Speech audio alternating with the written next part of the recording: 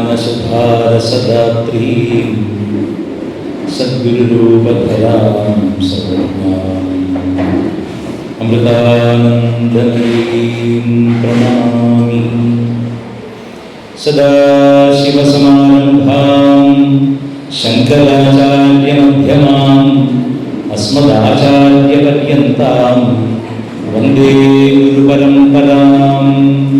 श्रुतिस्मृतिपुराणानामालयं करुणालयं नमामि भगवत्पादशङ्करं लोकशङ्करम्। जय जय शङ्कर हर हर शङ्कर, जय जय शङ्कर हर हर शङ्कर। നമസ്കാരം പ്രിയപ്പെട്ടവരെ, ഓം നമഃ ശിവായ.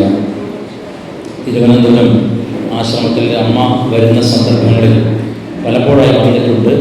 അമ്മയുടെ ദർശനത്തിനായതുകൊണ്ടും ഇവിടെ നടക്കുന്ന ശനി പൂജ തുടങ്ങിയിട്ടുള്ള പൂജകളിൽ പങ്കെടുക്കാനൊക്കെ പലതവണ ഇവിടെ വന്നിട്ടുണ്ട്.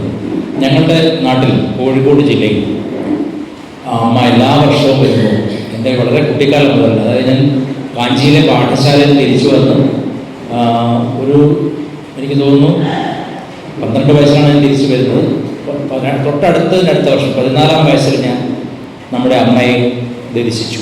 അമ്മയുടെ കൃപ എനിക്കുണ്ടായി, അമ്മയെ കാണാൻ അമ്മ അനുവദിച്ചു, അങ്ങനെ പറയും.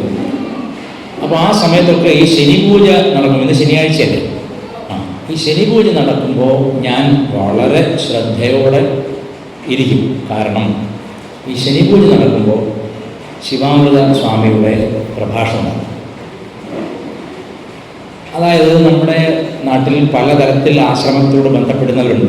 ആശ്രമത്തിൻ്റെ സേവാ പ്രോജക്റ്റുകളിൽ പങ്കെടുക്കുക, അല്ലെങ്കിൽ എന്തെങ്കിലും ഘട്ടനഷ്ടങ്ങളുണ്ടെങ്കിൽ അത് നികത്താനായിട്ട് അമ്മയുടെ ആശ്രമത്തിൻ്റെ പ്രവർത്തനങ്ങളെ ആശ്രയിക്കുക, ഭജന കേൾക്കാൻ വേണ്ടിയിട്ട്, വലിയ സ്വാമിയുടെയൊക്കെ ഭജന കേൾക്കാൻ വേണ്ടിയിട്ട് വരുന്നവരുണ്ട്. ഓരോരുത്തർക്കും ഓരോ ആകർഷണം അതിലുണ്ട്.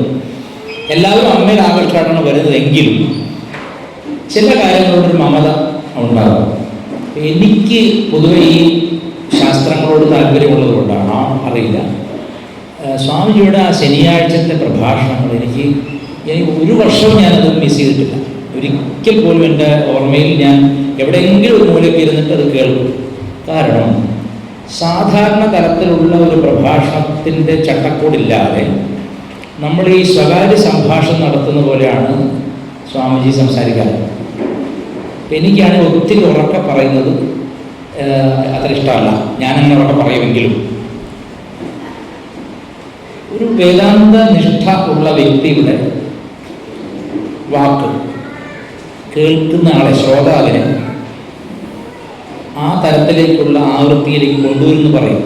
ട്യൂണിങ് സംഭവം എനിക്ക് പലപ്പോഴും തോന്നിയിട്ടുള്ളത്, തീരെ അട്രാക്ഷന് വേണ്ടിയിട്ട് ശബ്ദജാലം സൃഷ്ടിക്കാത്ത 2 പ്രഭാഷണങ്ങളാണ് നമ്മുടെ ആശ്രമത്തിലെ സ്വാമിമാരുടെ കൂട്ടത്തിൽ ഞാൻ ഒരിക്കലും മിസ് ചെയ്യരുതെന്ന് കരുതി എല്ലാ ബ്രഹ്മസ്ഥാന ഉത്സവത്തിന് എവിടെ പോയാലും അറ്റൻഡ് ചെയ്യുന്നത്. ഒന്ന് നമ്മുടെ ശിവാനന്ദ സ്വാമിയുടെ പ്രഭാഷണമാണ്, 2 നമ്മുടെ ബാംഗ്ലൂരിലായിരുന്ന അമൃത ഗീതാനന്ദപുരി സ്വാമിയുടെ പ്രഭാഷണം. ഈ 2 പ്രഭാഷണങ്ങൾക്കും എന്തോ ഒരു പ്രത്യേകത അമ്മ കൊടുത്തിട്ടുണ്ടെന്ന് എനിക്ക് എപ്പോഴും തോന്നാറുണ്ട്. അതെന്താണെന്ന് എനിക്കറിയില്ല. ഒരു പക്ഷേ ആ ഗുരുഭക്തിയെ പറ്റിയും ആ ശരിയായ ലോകവീക്ഷണത്തെ പറ്റിയൊക്കെ കുറെ കൂടെ ശാസ്ത്രയുക്തമായിട്ട് പറയുന്നുണ്ടാണോ, വൈകാരികതകൾ ഇല്ലാതെ പറയുന്നുണ്ടായിരിക്കാം. പക്ഷേ എനിക്ക് അതിനോട് വലിയ മമതയാണ്.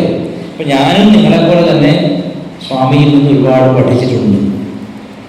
അദ്ദേഹം പറഞ്ഞല്ലോ, അന്വയ വ്യതിരേക രൂപമായിട്ടുള്ള വേദാന്ത ശാസ്ത്രം ആണ് സന്യാസിമാർ പഠിക്കുന്നത്, ശാങ്കര ഭാഷ്യത്തോടു കൂടെ. അതിലെനിക്ക് ഉണ്ടായിരുന്ന ചില സംശയങ്ങൾ ദൂരീകരിക്കാൻ നമ്മുടെ ആശ്രമത്തിലെ സ്വാമിമാരിൽ നമ്മുടെ ഇവിടുത്തെ മഠാധിപതിയുടെയും അമൃത ഗീതാനന്ദപുരി സ്വാമിയുടെയും പ്രഭാഷണങ്ങൾ ഒരുപാട് സഹായിച്ചിട്ടുണ്ട്.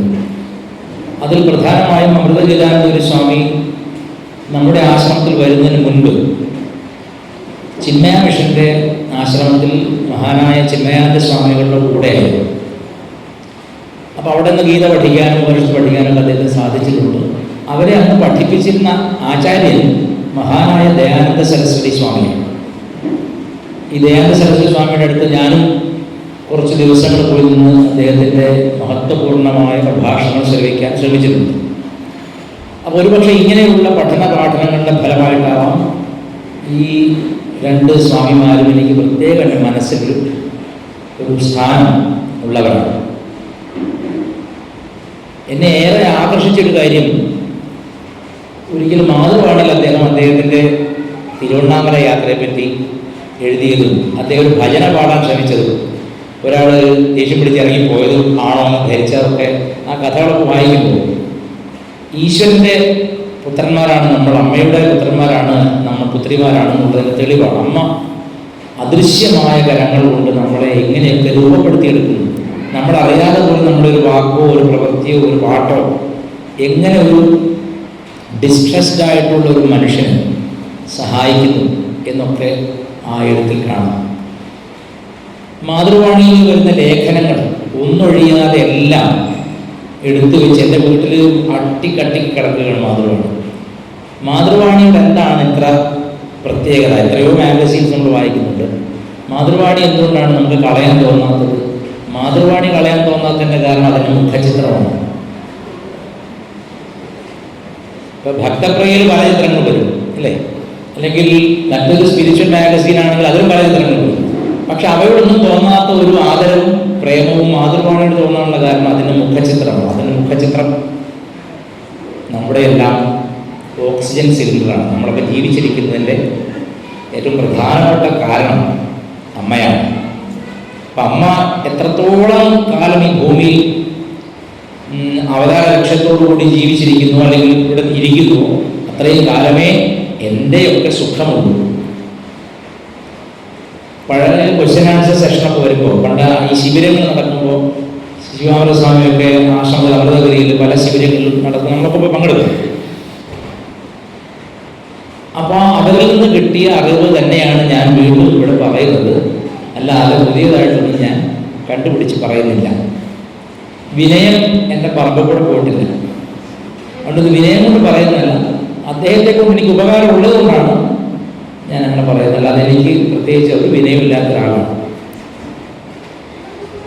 ഇതിൽ ഈ ബ്രഹ്മസ്ഥാന ക്ഷേത്രം ഞാൻ അമ്മയോട് ചോദിച്ചൊരിക്കുക, അമ്മയെ ദേവീ ക്ഷേത്രമെന്നോ ശിവക്ഷേത്രമെന്നോ അല്ലെങ്കിൽ രാഹു ക്ഷേത്രമെന്നോ അല്ലെങ്കിൽ ഗുരുവിൻ്റെ ക്ഷേത്രമോ എന്തുവിടാലോ അമ്മയെ തന്നെ ബ്രഹ്മസ്ഥാനത്തിട്ടത്? അപ്പോൾ അമ്മ അതിന് ടെക്നിക്കലായിട്ട് ട്രസ്റ്റ് വിഷയകമായ ഒരു ഉത്തരം തന്നു. പക്ഷെ അതിനേക്കാൾ ഉപരി അമ്മ പറഞ്ഞത് നാനാത്വത്തിൽ ഏകത്വം എന്ന തത്വത്തെ എളുപ്പത്തിൽ മനസ്സിലാക്കാൻ വേണ്ടി ശിവകുടുംബത്തെ സങ്കല്പിക്കുക. ഒരു ശിലയിൽ അച്ഛനും അമ്മയും മക്കളും ഇരിക്കുന്ന കൗടുംബിക സങ്കല്പത്തിൻ്റെ ഉദാത്ത മാതൃകയാണല്ലോ ശിവകുടുംബം.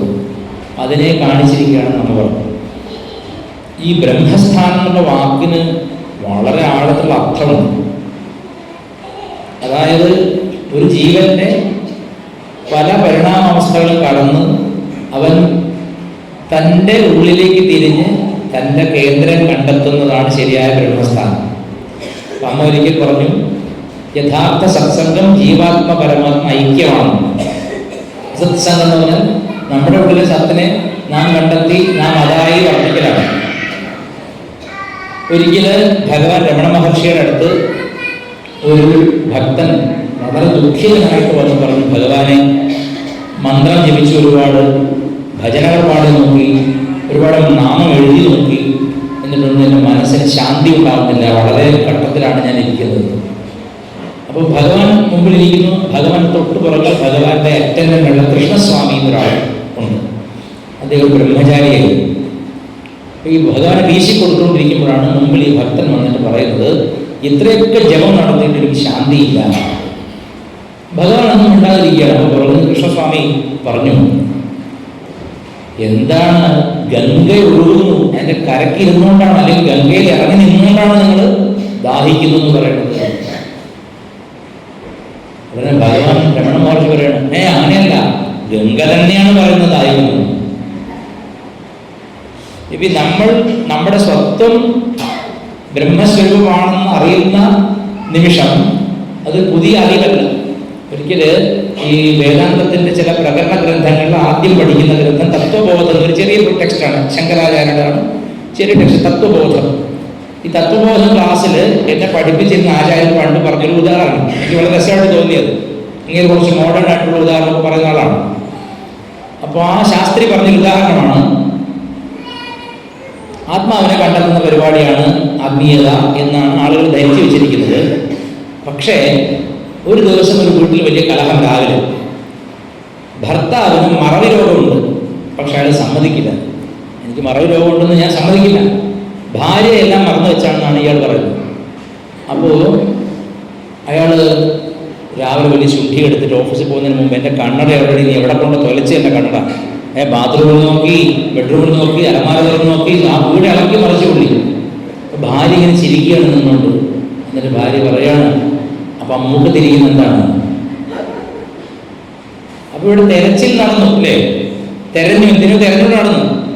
പക്ഷെ ഒടുവിൽ കിട്ടിയത് എവിടെ നിന്നാണ്? അത് ലബ്ധമായ ഒന്ന് നഷ്ടപ്പെട്ടു എന്ന് കരുതി തിരയുന്ന കള്ളത്തനമാണ് സാധന, ഉപാസന. ലബ്ധം ഓൾറെഡി അതാണ്, ഇനി അത് എവിടെയും തിരഞ്ഞാണ്. നമ്മൾ പഴയ ഉദാഹരണം, കസ്തൂരി മണം വന്നിട്ട് എവിടുന്നാണ് വരുന്നത് ഓടി നടക്കുന്ന പോലെ എന്നൊക്കെ പറയും. പല ഉദാഹരണം പറയാം. പക്ഷെ ഇതെനിക്ക് രസമായിട്ട് തോന്നി. എനിക്ക് അനുഭവമുണ്ട്, ഇങ്ങനെ കണ്ണട തിരഞ്ഞ അനുഭവമുണ്ട്. അതുകൊണ്ട് എനിക്കത് വളരെ സ്പഷ്ടമായിട്ട് മനസ്സിലായി. നമ്മുടെ കണ്ണട നമ്മുടെ ഭാഗമായി തീരുമെന്ന് മറന്നുപോകും. പിന്നെ ഒരു രസമുണ്ട് കേട്ടോ. എന്നോട് ഒരു ആൾ പറഞ്ഞു, ആൾ 13 വർഷം ഒരു പെൺകുട്ടിയെ പ്രേമിച്ചിട്ട് കല്യാണം കഴിച്ചു. 13 വർഷം പ്രേമിച്ച് കല്യാണം കഴിച്ചപ്പോൾ കല്യാണം കഴിച്ച് ഒരു 10 ദിവസം കഴിഞ്ഞ് പിന്നെ ഭയങ്കര ശണ്ഠയായി, ലഹളയായി. അപ്പോൾ അയാൾ വിചാരിക്കുകയാണ് ഇതുവരെ ഒരു കുഴപ്പമുണ്ടായില്ല, ഇത്രയും കാലം പ്രേമിച്ചപ്പോൾ വല്ലാത്ത അനുരാഗമായിരുന്നു, ഇപ്പോൾ കിട്ടിയപ്പോൾ ഭയങ്കര ശണ്ഠയായി. അങ്ങനെ കണ്ടിട്ടില്ലേ ഒരുപാട്. അതും ഒരു കാരണമാണ്. ഒരു വസ്തു എൻ്റേതാണെന്ന് കാണുമ്പോൾ അതിനെ മറക്കാൻ തുടങ്ങും. അപ്പം ഇങ്ങനെ എത്രയോ ജന്മങ്ങളായിട്ട് നാം നമ്മുടെ സ്വത്വം മറന്നുപോയി. അപ്പം അത് ചൂണ്ടിക്കാണിക്കുന്ന ഒരു വ്യക്തി, അല്ലെങ്കിൽ വ്യക്തി എന്ന് പറയാൻ പാടില്ല, ഈശ്വരോ ഗുരുരാത്മേതി മൂർത്തിഭേദ വിഭാഗിനെ വ്യോമവ്യാപ്തദേഹായ ദക്ഷിണാമൂർത്തയെ എന്നാണ്. അതായത് ഈശ്വരൻ, ഗുരു, ആത്മാവ് മൂന്നായിട്ട് പറഞ്ഞാലും ഇത് ഒരേ പരമാത്മതത്വമാണെന്നും. അപ്പോൾ അത് ഗുരു ആണെങ്കിൽ താൻ അതാണെന്ന് വർദ്ധിച്ചുകൊണ്ടിരിക്കുകയാണ്. നമ്മളടുത്ത് പല പ്രശ്നങ്ങളൊക്കെ പറഞ്ഞു പോകുമ്പോൾ അമ്മ നമുക്ക് വേണ്ടുന്നത് തരും, ചിലപ്പോൾ തരാതിരിക്കാം, ചിലപ്പോൾ നിഷേധിക്കാം. അമ്മ തരുന്ന ഓരോ അനുഭവവും നമുക്ക് നമ്മുടെ ലക്ഷ്യത്തിലേക്ക് അടുക്കാനുള്ള ഓരോ പാഠങ്ങളാണെന്ന് നാം മനസ്സിലാക്കാനാണ് ഈ ഒരു ശ്രമം മുഴുവൻ. ഇപ്പോൾ നമ്മുടെ ഈ ആശ്രമങ്ങൾ ഇവിടെ കിട്ടിയിരിക്കുന്നു. ലോകം മുഴുവൻ ആശ്രമങ്ങളുണ്ട്, അമ്മയുടെ ആശ്രമങ്ങളുണ്ട്.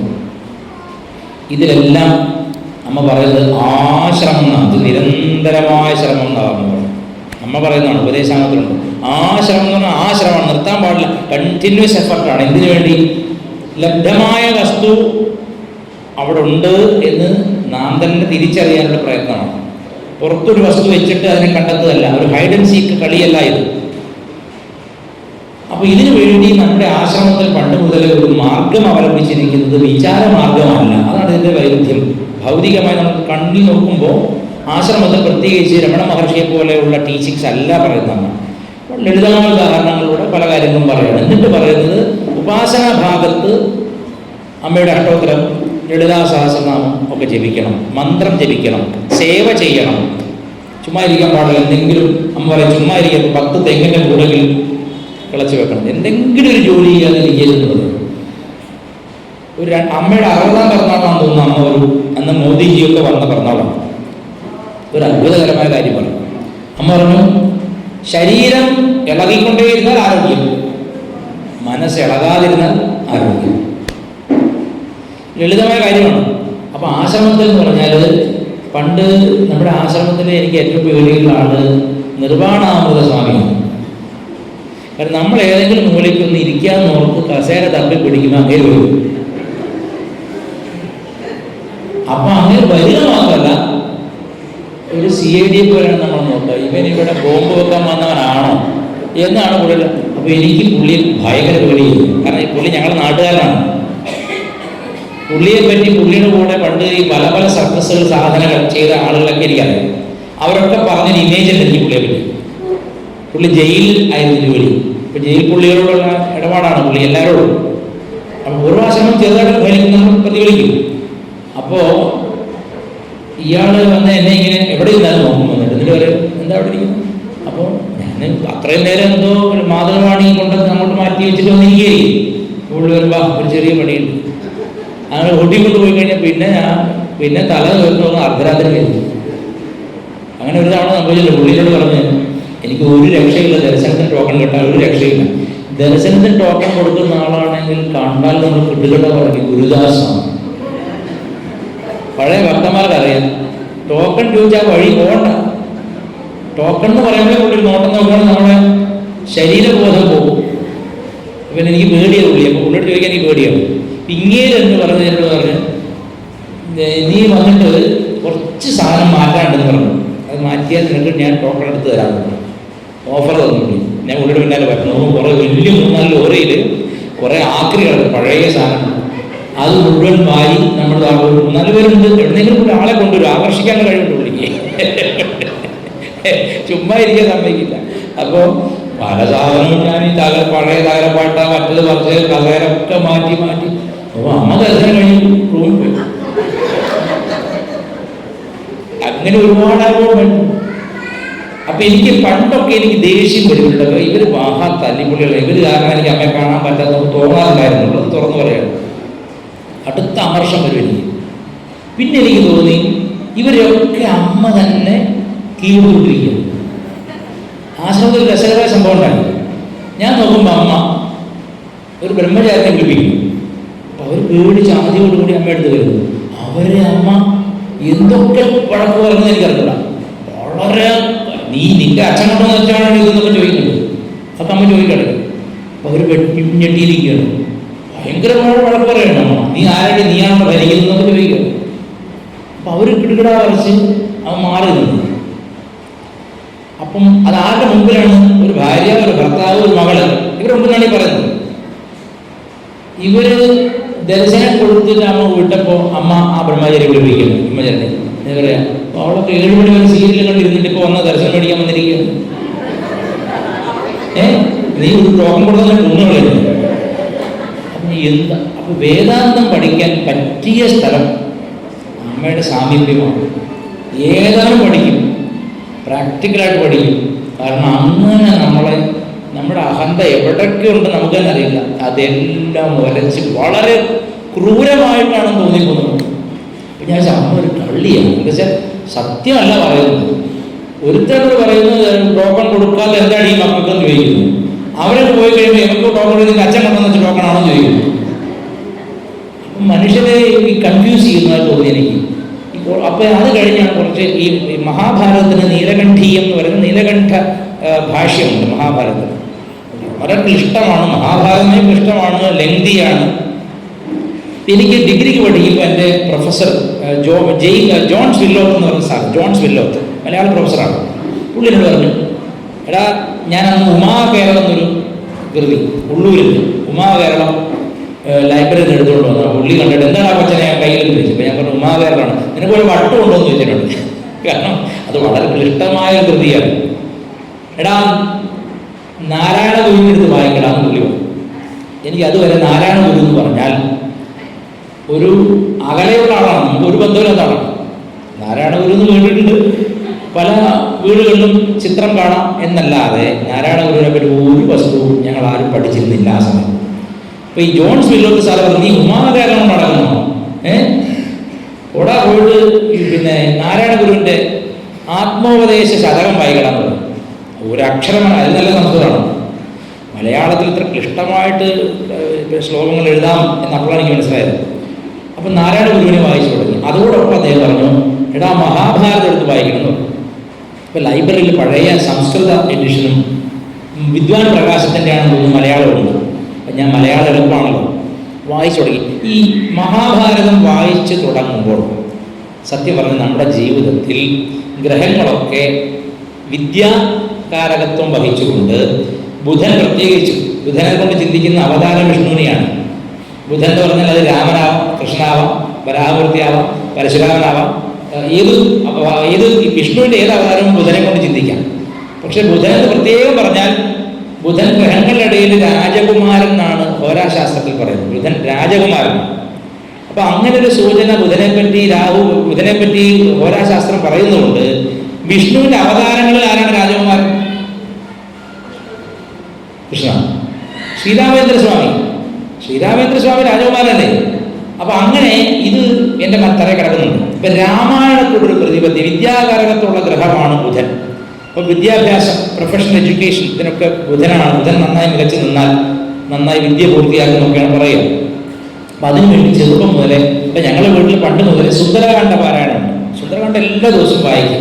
എന്തിനാ അവരൊക്കെ വായിക്കുന്നത് എനിക്കറിയാം. എല്ലാ ദിവസവും ഇരുന്ന് കുത്തിയിരുന്ന് വായിക്കും ആളുകൾ. അത് എൻ്റെ മുത്തശ്ശനാണെങ്കിലും മുത്തശ്ശൻ അച്ഛൻ തുടങ്ങിയിട്ടുള്ള കാര്യമാണ്. ആരെങ്കിലും എപ്പോഴും അവിടെ തുറന്നു വെച്ചിരിക്കും. ഈ ക്രിസ്ത്യാനികളുടെ പള്ളിയിലും അതുപോലെ ഹോസ്പിറ്റലൊക്കെ ബൈബിൾ തുറന്നു വെക്കും. അതുപോലെ ഞങ്ങളുടെ വീട്ടിൽ എപ്പോഴും സുന്ദരകാന്ഡത്തിൻ്റെ വലിയ പോകി സംസ്കൃതം മൂലം അവിടെ വെച്ചിരിക്കുകയാണ്. അതിന് വിളക്ക് എപ്പോഴും നെയ്വിളക്ക്, ചെറിയൊരു ഇതിൽ നെയ്വിളക്ക് തെളിച്ച് വെച്ചിരിക്കും. അപ്പോൾ അങ്ങനെ ഈ സുന്ദരകാന്ഡം എന്നുള്ളത് വലിയ ഒരു പ്രതിപത്തി ഇഷ്ടമാണ്. ഹനുമാനോട് പ്രത്യേക ഭക്തി. ഹനുമാനാണ് ജീവിതത്തിൻ്റെ ആദർശം. ചിട്ടയാണെങ്കിലും ആരോഗ്യമാണ്, എല്ലാത്തിനും പുള്ളിയാണല്ലോ ബുദ്ധിക്കും. മാത്രമല്ല ഹനുമാന്റെ അഷ്ടോത്തരത്തിൽ ഓം നവവ്യാകൃതി പണ്ഡിതായ നമഃ. 9 തരം വ്യാകരണങ്ങളുണ്ട് സംസ്കൃതത്തിൽ. ആ 9 തരം വ്യാകരണങ്ങളിലും പണ്ഡിതനാണ് ആര്? ഹനുമാൻ. മഹാപണ്ഡിതൻ, മഹാസംഗീതജ്ഞൻ, എല്ലാം കൊണ്ടും വിദ്വാൻ. അപ്പം ബുധനെ കൊണ്ട് ചിന്തിക്കുമ്പോൾ ശ്രീരാമചന്ദ്ര സ്വാമി ചിന്തിക്കണമെന്ന് ഞാൻ മനസ്സിലാക്കി വെച്ചുകൊണ്ട് എല്ലാ ദിവസവും രാമനാമം എഴുതും. തമിഴിലാണ് എഴുതുന്നത്. രാമ രാമ രാമ രാമ മാത്രം, വേറൊന്നുമില്ല. അത് നിറച്ചൊരു പേര് മുഴുവൻ എഴുതിയാൽ ഒരു ചെറിയ ഗ്ലാസ് പാനകം തരും അമ്മ. അതൊരു കൈക്കൂലിയാണ്. അതായത് രാമനാമം എഴുതാനുള്ള കൈക്കൂലിയാണ്. അന്ന് ഈ പാനകത്തിൻ്റെ രുചി അപാരമായ രുചിയാണ്. പാനകം ഉണ്ടാക്കാൻ അറിയാമല്ലോ, ഇവിടെ പല പറയുന്നുണ്ട്. ഈ പാനകം പൊതുവെ ദേവതകളുടെ ഉഗ്രമൂർത്തികൾക്ക് കൊടുക്കുന്നതാണ്. യുദ്ധമൂർത്തികൾക്ക് കൊടുക്കുന്ന നേദ്യമാണ് പാനകം. അയ്യപ്പൻ രാത്രി പാനകമാണ്. മൂകാംബിക ഭദ്രകാളി സങ്കല്പത്തിൽ പാനകമാണ്. നരസിംഹമൂർത്തി പാനകമാണ്. ശ്രീരാമചന്ദ്ര സ്വാമി പാനകമാണ്.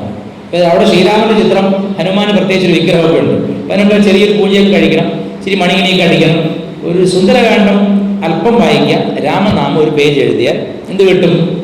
ഒരു ചെറിയ ടംബ്ലർ പാനകം കിട്ടും. ഇപ്പം നമ്മുടെ അമ്മമാർ ഭയങ്കര ഗുരുക്കന്മാരാണ് ശരിക്കും പറഞ്ഞത്. ഇവിടെ അമ്മമാർ കൂടെ ഇരിക്കുന്നു പറയണം, നിങ്ങൾ വിചാരിച്ചാൽ എന്തും അത് ഒരിക്കലും നശിക്കില്ല. എത്ര കോടിക്കണക്കിന് രൂപ ഇറക്കിയിട്ട് എത്ര മെഷീനറിമാർ പ്രവർത്തിച്ചാലും വീട്ടിൽ ധർമ്മബോധമുള്ളൊരു അമ്മയുണ്ടെങ്കിൽ നമ്മുടെ ധർമ്മം നശിക്കില്ല. അത് സത്യമാണ്, അല്ലേ? കാരണം എൻ്റെ അമ്മയാണ് എൻ്റെ ധർമ്മബോധത്തെ ഉറച്ചു നിർത്തുക. കാരണം ദേവതകൾ പലപ്പോഴും എൻ്റെ ജാതകം കാരണം എന്നറിയില്ല, ഞാൻ പ്രാർത്ഥിക്കുന്ന വിപരീതം കേൾക്കുന്നത്.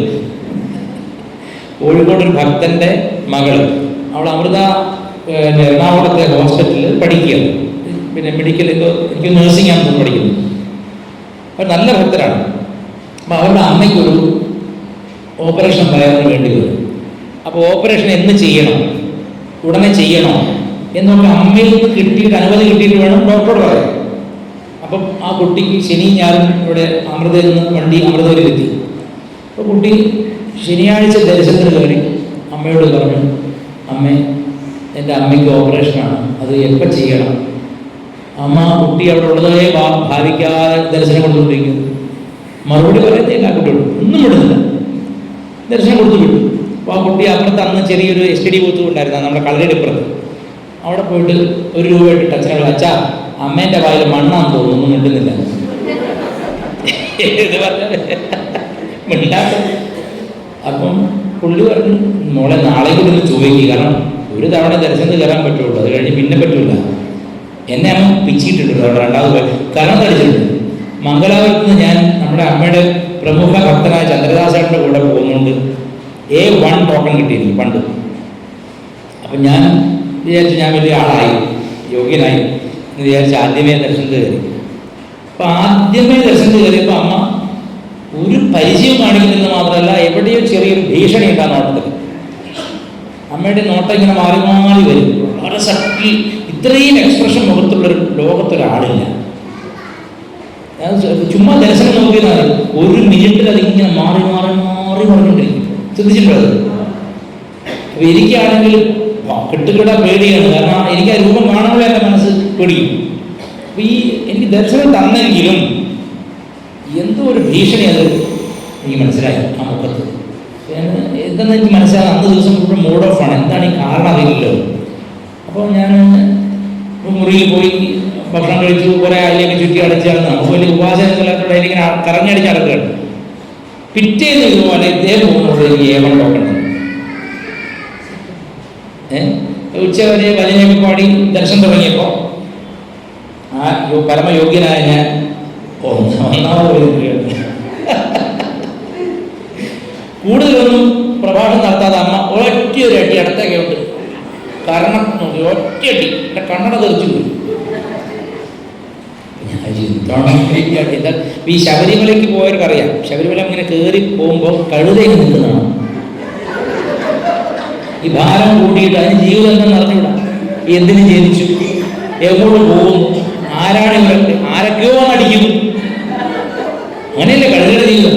അപ്പൊ കഴുതയെ പോലെ നിൽക്കുകയാണ്, എന്തിനാണ് അടിച്ചത്. എന്നിട്ട് പട്ട ഈ യുദ്ധം നടക്കുന്നത് അതുപോലെ ശബ്ദത്തിലാണ് ചെയ്തത്, വഴക്പോലെ എന്തൊക്കെയോ പറയുന്നുണ്ട്. എനിക്ക് മനസ്സിലാകുന്ന അടി കിട്ടിയപ്പോൾ എൻ്റെ ഇത് പോയി, എന്നെ പോയി കണക്ഷൻ പോയി. എനിക്ക് അമ്മയുടെ കണ്ണൊക്കെ ഉരുട്ടി കിരാതമൂർത്തിയെ പോലെ കാണിക്കുകയാണ്. അപ്പോൾ ഞാൻ പറഞ്ഞു, അമ്മ ഇന്ന് ഉച്ചയ്ക്ക് ട്രെയിനാണ്, പിന്നെ നീ പോയിട്ട് പ്രസവിക്കാൻ പോകല്ലേ. അത് കേട്ട് ഞാൻ കേട്ട്, പിന്നെ ഗർഭമാണല്ലോ പോയിട്ട് പ്രസവിക്കും, അങ്ങനെയൊക്കെ പറയുന്നത്. ഒന്നും അറിയില്ല, ഭയങ്കര വേദനയല്ല, അപമാനം. കാരണം ഞാൻ അതിന് അമ്മയുടെ ദർശനത്തിൽ പോകുന്നതിന് തൊട്ട് മുമ്പ് നല്ല കുറെ പെൺകുട്ടികളോട് നോക്കി വെച്ചിരുന്നു. അതായത് അവർ അമ്മയുടെ പുറകിലിരിക്കുകയാണ്. ഈ അമൃത കോളേജ് സ്കൂളിൻ്റെ പ്രത്യേകത ഏറ്റവും സുന്ദരിമാരെ തെരഞ്ഞെടുത്തിട്ടാണ് അവിടെ പഠിപ്പിക്കുന്നത്. അപ്പൊ ആശ്രമത്തിൽ ബ്രഹ്മചര്യം നേടി ജയിച്ചവൻ ലോകത്ത് എവിടെയും ജയിച്ചു. കാരണം അവരൊന്നിനും ആട്രാക്ഷൻ ഉണ്ടാവില്ല. ഇപ്പം ഞാൻ നോക്കുമ്പോൾ ഒത്തിരി നല്ല പിള്ളേർ പുറകിരിക്കട്ടെ, അപ്പം ഞാൻ അവരുടെ ഫസ്റ്റ് പോവല്ലേ, ഞാൻ നല്ല വെട്ട വസ്ത്രം കൊടുത്ത് ആ കഴുതയെ പോലെ അടികൊണ്ട് നിൽക്കുകയാണ്. കാരണം നമ്മുടെ മനസ്സിൽ എന്തെങ്കിലും നല്ലൊരു ഇംപ്രഷൻ പറ്റി അവർക്കുണ്ടാവും. ഇപ്പം പറയുന്നത് അറിയാണെങ്കിലോ വളരെ സന്തോഷം. എന്നെ ഒരിക്കലും അമ്മ ഒരു ഗൃഹസ്ഥനായിട്ട് കരുതിയിട്ടില്ല. എൻ്റെ വിഷമം അതാണ്. ഞാൻ അമ്മയുടെ വിചാരം ഞാൻ ആശ്രമത്തിൽ സന്യാസിയാണെന്നോ ബ്രഹ്മചാരിയാണെന്നൊക്കെയാണെന്നോ. അതുപോലെ തന്നെ അമ്മ എനിക്ക് പറയാണ്, എൻ്റെ നക്ഷത്രം എന്താടാ? ഞാൻ പറഞ്ഞു, ഓഹോ തുര്യാമസ്വാമി. പിന്നെ കുറേ ബ്രഹ്മചാരികളുടെ പേര് പറഞ്ഞു, എല്ലാവരും പേര്. അപ്പം ഞാൻ അമ്മയോട് ചോദിച്ചു, അമ്മയുടെ ചെണ്ടകളൊക്കെ എൻ്റെ നക്ഷത്രമാണല്ലേ എന്ന്. അപ്പൊ അമ്മ പറയാണ്, അപ്പൊ എന്ത് തമാശ അങ്ങോട്ട് പറഞ്ഞാലും ആ ഫീൽഡിൽ ഇങ്ങോട്ട് വേദാന്തമാണ് വരുന്നത്. അതെന്റെ അനുഭവമാണ്. നമ്മളിപ്പോൾ എന്തെങ്കിലും ലോക്കൽ തമാശ പറഞ്ഞാലും ഇങ്ങോട്ട് ആ ഫീൽഡിൽ നിന്ന് വരുന്നത് വേദാന്തമാണ്. ഞാൻ പറഞ്ഞു, അമ്മയുടെ ചെണ്ടകളൊക്കെ എൻ്റെ നക്ഷത്രക്കാരാണല്ലേ. അപ്പം അമ്മ പറയാം, നീ കൊട്ടാൻ നിന്ന് തരണ്ടേ എന്ന്. കേട്ടാ, അമ്മയ്ക്ക് കൊട്ടാൻ നിന്ന് തരണ്ടേ പറഞ്ഞാൽ തന്നെ അടുത്ത ദർശനത്തിന് കൊട്ടുകയും ചെയ്തു. ഒന്നും പറയണ്ട. ദുർവാസാവ് മഹർഷി ഒരിക്കലും കൈലാസത്തിൽ പോയ സമയത്ത് ഈ മഹാഭാരതം വായിക്കണമെന്ന് കണക്ട് ചെയ്യുന്നത് കേട്ടോ. മഹാഭാരതം വായിക്കണം പറയാൻ കാരണം പലർക്കും പല തെറ്റിദ്ധാരണയുണ്ട്. ഭാഗവതം മാത്രം കേട്ട് ഹിന്ദുക്കൾക്ക് പ്രമാണങ്ങൾ അറിയാതെ പോയി. മഹാഭാരത പ്രമാണമാണ്, ഇതിഹാസമാണല്ലോ. മഹാഭാരതത്തില് അനുശാസന പർവ്വത്തില് ഈ ഭീഷ്മ പിതാമഹൻ യുധിഷ്ഠിരന് യുദ്ധം ജയിച്ചല്ലോ, ഓൾമോസ്റ്റ് യുദ്ധം ജയിച്ചു. അപ്പൊ ഇനി എങ്ങനെ ഭരിക്കണം എന്ന് പറഞ്ഞെടുക്കണം. അപ്പൊ അതില് രുദ്രമാഹാത്മ്യം എന്നൊരു ഭാഗം വരുന്നുണ്ട്, രുദ്രമാഹാത്മ്യം. അപ്പൊ അത് പറഞ്ഞു തരാൻ ഞാനല്ല യോഗ്യൻ, സാക്ഷാൽ ഭഗവാൻ കൃഷ്ണൻ പുള്ളി പറഞ്ഞു തരുന്നുണ്ട്.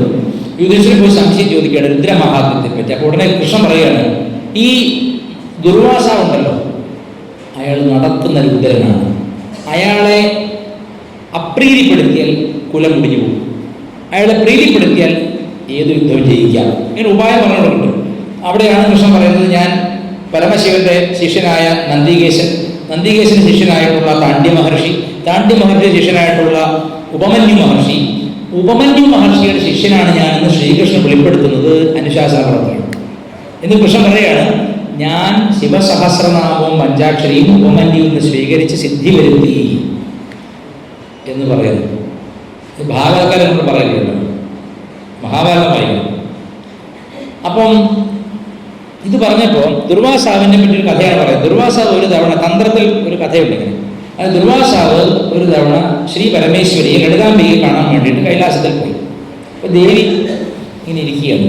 തൊട്ടടുത്ത് ബാലാപരമേശ്വരി ഇരിക്കും. മകളുടെ സ്ഥാനമാണ് ബാലയ്ക്ക്. 9 വയസ്സുള്ള കുട്ടിയാണ്. ബാലാപരമേശ്വരി അടുത്തിരിക്കുന്നുണ്ട്. ലളിതാംബിക അവിടെ വലിയ ചിന്താമണി ഗൃഹത്തിൽ ഇരിക്കുന്നുണ്ട്. ദുർവാസാവ് കടന്നു ചെന്നപ്പോൾ ഋഷിയാണല്ലോ, മാത്രമല്ല രുദ്രാംശവുമാണ്. ഉടനെ ലളിതാംബിക എഴുന്നേറ്റ് നിന്നു. ആര്? ജഗജ്ജനനിയായ ലളിതാംബിക എഴുന്നേറ്റ് നിന്നു. ബാലം എണീറ്റില്ല. ബാലം എണീറ്റ് ഉടനെ ദുർവാസാവ് കോപം വന്നിട്ട് ബാലയെ ശപിക്കുകയാണ്. നിന്റെ മന്ത്രം പഞ്ചാക്ഷര സിദ്ധി വരുത്താത്തവന് സിദ്ധമാകാതെ പോട്ടെ എന്ന് ശപിക്കുക. അമ്മമാർ ഫോണ് സൈലന്റ് ആക്കുന്ന പട്ടം പഠിക്കണം. അമ്മമാർ ഫോൺ ബാഗിൽ വെക്കുന്ന ഷഡാധാര പ്രതിഷ്ഠ പോലെയാണ്, അടിയിലാണ്. എന്നിട്ട് ഇത് ഫോൺ അടിച്ച് കഴിഞ്ഞാൽ എല്ലാവരും കേട്ട് പൂജാരിയും കേട്ടിട്ടാണ് ഇത് കൈ കിട്ടുക. അത് മേലെ ഒന്നല്ലേ നിങ്ങൾ മേലെ വെക്കണം. ഇത് മറ്റേ രത്നം ഇടുമല്ലോ, വിഗ്രഹം പ്രതിഷ്ഠയും അതുപോലെ വെക്കുന്നത്. അതിന് മുകളിൽ പിന്നെ RC ബുക്ക്, മറ്റേത് റേഷൻ കാർഡ്, പറിച്ചത് ഒക്കെ ഉണ്ടാവും. ഇതൊക്കെ തപ്പിയെടുക്കണ്ട, മേലെ വെക്കണം, അല്ലേ സൈലന്റ് ആക്കണം. ശരി. അപ്പോൾ ഒരു ദുർവാസാവ് ശപിക്കുകയാണ്, ബാലയെ ശപിക്കുകയാണ്. ബാലെ, നിന്റെ മന്ത്രം, ശിവമന്ത്രം സിദ്ധിയാക്കാത്തവന് സിദ്ധമാവാതെ പോട്ടെ എന്ന് പറയുന്നത്. ബാല ദുർവാസാവിനെയും തിരിച്ച് ശപിച്ചു എന്നാണ് അതിൽ പറയുന്നത്. ഇതിനോട് പറഞ്ഞു വെച്ചാൽ, നമ്മുടെ അമ്മ, ഞാൻ അമ്മയുടെ അടുത്ത് പല അളവ് ഇറക്കിയിട്ടുണ്ട്, അമ്മ ആരാണെന്ന് അറിയാം. അപ്പം നമ്മുടെ സന്യാസി പരമ്പര കാലത്ത് പണ്ട് ഇത് തന്നെയായിരുന്നു ഒരു പരിപാടി. ഇത് ആരാണ്? രാമകൃഷ്ണനാണോ, ശാരദാദേവിയാണോ, അതോ നമ്മുടെ മഹാനായ ശിവപ്രഭാകര സിദ്ധയുടെ ശിഷ്യയാണോ? പല പല പ്രചരണങ്ങൾ ആ കാലത്തുണ്ടായിരുന്നു. മാത്രമല്ല ആശ്രമത്തിൽ ആ സമയത്തൊക്കെ സത്യസായിബാബയുടെ വരെ ഫോട്ടോ ഉണ്ടായിരുന്നു. അപ്പോൾ പലർക്കും പല സംശയമുണ്ട്, ആരാണ് അമ്മ? ഓട്ടൂരുണ്ടെന്ന് ഒരുപാട് പോലും പല സംശയം ഉണ്ടായിരുന്നു. അദ്ദേഹം അമ്മയോട് ചോദിച്ചിട്ടുണ്ട്, അമ്മ ഇടയ്ക്ക് ശാരദാദേവി പോലെ പെരുമാറും, ഇടയ്ക്ക് രാമകൃഷ്ണനെ പോലെ പെരുമാറും, അമ്മ ആരാണ് എന്ന് ചോദിച്ചിട്ടുണ്ട്. അപ്പം അമ്മ അതൊന്നും മറുപടി കൊടുക്കാതെ പോവാണ് പതിവ്. ഒരു തവണ മറ്റും എനിക്ക് തോന്നുന്നു ഓട്ടൂരിന് ദർശനം കൊടുത്ത് കാണും. കാരണം അല്ലെങ്കിൽ രഥോത്സവത്തിൽ കന്യാകുമാരി ഭക്തിമുഹൂർത്തയെ എന്നാണ് മന്ത്രം എഴുതാൻ പറ്റില്ല. കുറിപ്പാകെ അത് ആ ഒരു പർട്ടിക്കുലർ ഡിയറ്റിയെ കണ്ടുപിടിക്കണമെങ്കിൽ അമ്മ അത് കാണിച്ചു കൊടുത്തിരുന്ന അല്ലാതെ പറ്റില്ല. ഒരാൾക്ക് വേണമെങ്കിൽ അറിയപ്പെടുന്ന ലളിതാ സഹസ്രനാമത്തിലെ പല ദേവതകളാണെന്ന് വിചാരിച്ചു എഴുതാം. അങ്ങനെയല്ല എഴുതി, പ്രത്യേകമായിട്ട് കന്യാകുമാരിയാണ് ഞാൻ എഴുതിയിരിക്കുന്നത്. അപ്പം അതുകൊണ്ട് അത് അങ്ങനെ എൻ്റെ മനസ്സിലുണ്ട്.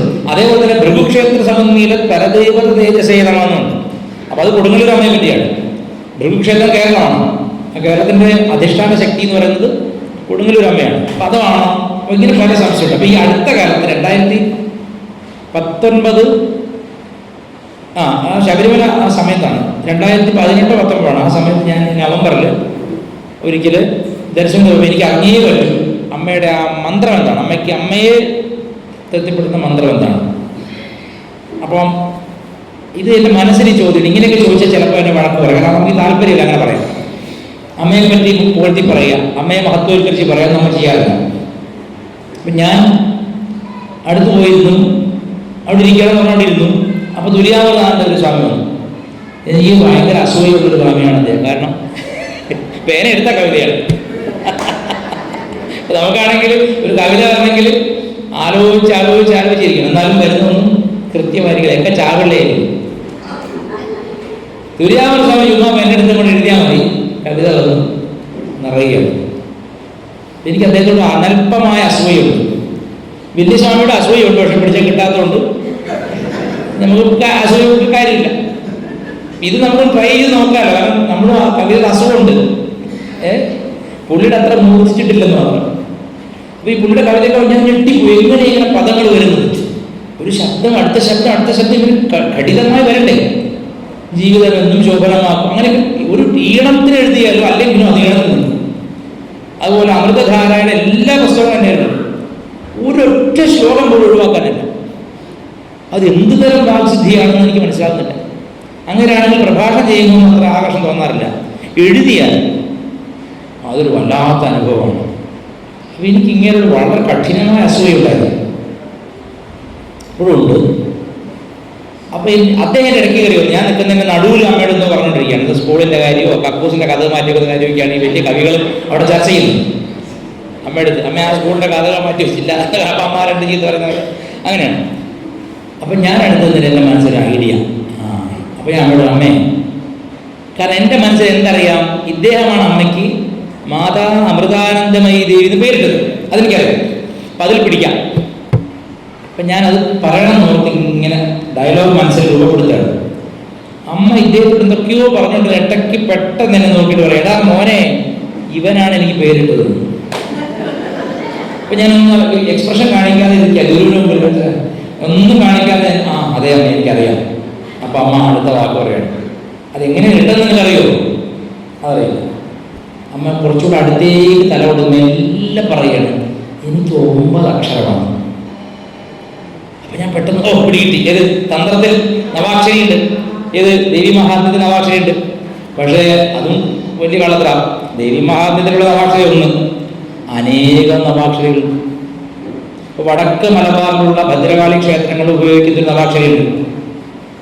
കാലസംഘർഷണി എന്ന് പറയുന്ന ഈ 16 കാളികൾ ഏറ്റവും ഉയർന്ന കാളിയാണ് കാലസംഘർഷണി. കാലസംഘർഷണിയുടെ മന്ത്രം ഒന്നാക്കുക, അതിന് നവാക്ഷരി എന്നാ പറയുക. അപ്പോൾ ആ മന്ത്രം എൻറ്റയർലി ഡിഫറെൻറ്റ് മന്ത്രമാണ്. തിരുമാന്താനെന്ന് രുചിത് വിധാനത്തിൽ പൂജിക്കപ്പെടുന്ന ഭദ്രകാളിയുടെ മന്ത്രമാണ് 9 അക്ഷരം. തിരുമാന്താനെന്ന് അതുപോലെ പിഷാരികാവ് പിഷഹാരികാവാണ്. അതുപോലെ മാടായിക്കാവ്, മാമാനത്ത് തുടങ്ങിയ വലിയ മഹാക്ഷേത്രങ്ങളുണ്ട് രുചിത്തിലുള്ള ഭദ്രകാളി. ദാരികവധം ചെയ്യുന്ന കാളി, അതിന് 9 അക്ഷരം. എന്തിനു പറയുന്നു? ബാലയ്ക്ക് 9 അക്ഷരം. ബാലയ്ക്ക് 3, 6, 9 ഇങ്ങനെയാണ്. സന്യാസിമാർ 3, സിദ്ധന്മാർ 3, ഗൃഹസ്ഥർ 6 ആണ് പ്രയോഗിക്കുക. വേറൊരു തരത്തിലുള്ള ആളുകൾ മഹാകവികളൊക്കെ ഉപാസിക്കുന്നത് ബാലയുടെ 9 അക്ഷരമാണ്. അപ്പോൾ അതിൽ ഞാൻ വിളിക്കും, കാരണം എൻ്റെ മുമ്പിൽ നിൽക്കുന്ന വലിയൊരു കവിയാണ്. അപ്പോൾ ഞാൻ അതായിരിക്കും എന്ന് ഞാൻ വിചാരിച്ചു. പക്ഷെ എൻ്റെ ഉള്ളിലൊരു സംശയം, ബാലയുടെ മന്ത്രമാണോ അമ്മയുടെ മന്ത്രം എന്ന് സംശയം ഉണ്ടായി. അപ്പോൾ അത് ഓൺ ദ സ്പോട്ട് അമ്മയുടെ അത് റീഡാവണം മൈൻഡ്. എന്നിട്ട് അതിൻ്റെ സാഹചര്യം സൃഷ്ടിക്കുകയാണ്. ഇവനാണ് എനിക്ക് പേരിട്ട്. അപ്പോൾ 9 അക്ഷരം എന്ന് പറയുമ്പോൾ ഞാൻ പെട്ടെന്ന് മന്ത്രങ്ങളാണ് ആലോചിക്കുന്നത്. അപ്പം അമ്മയോടെ പറയുകയാണ് സുധാമണി, SUDHAMANI.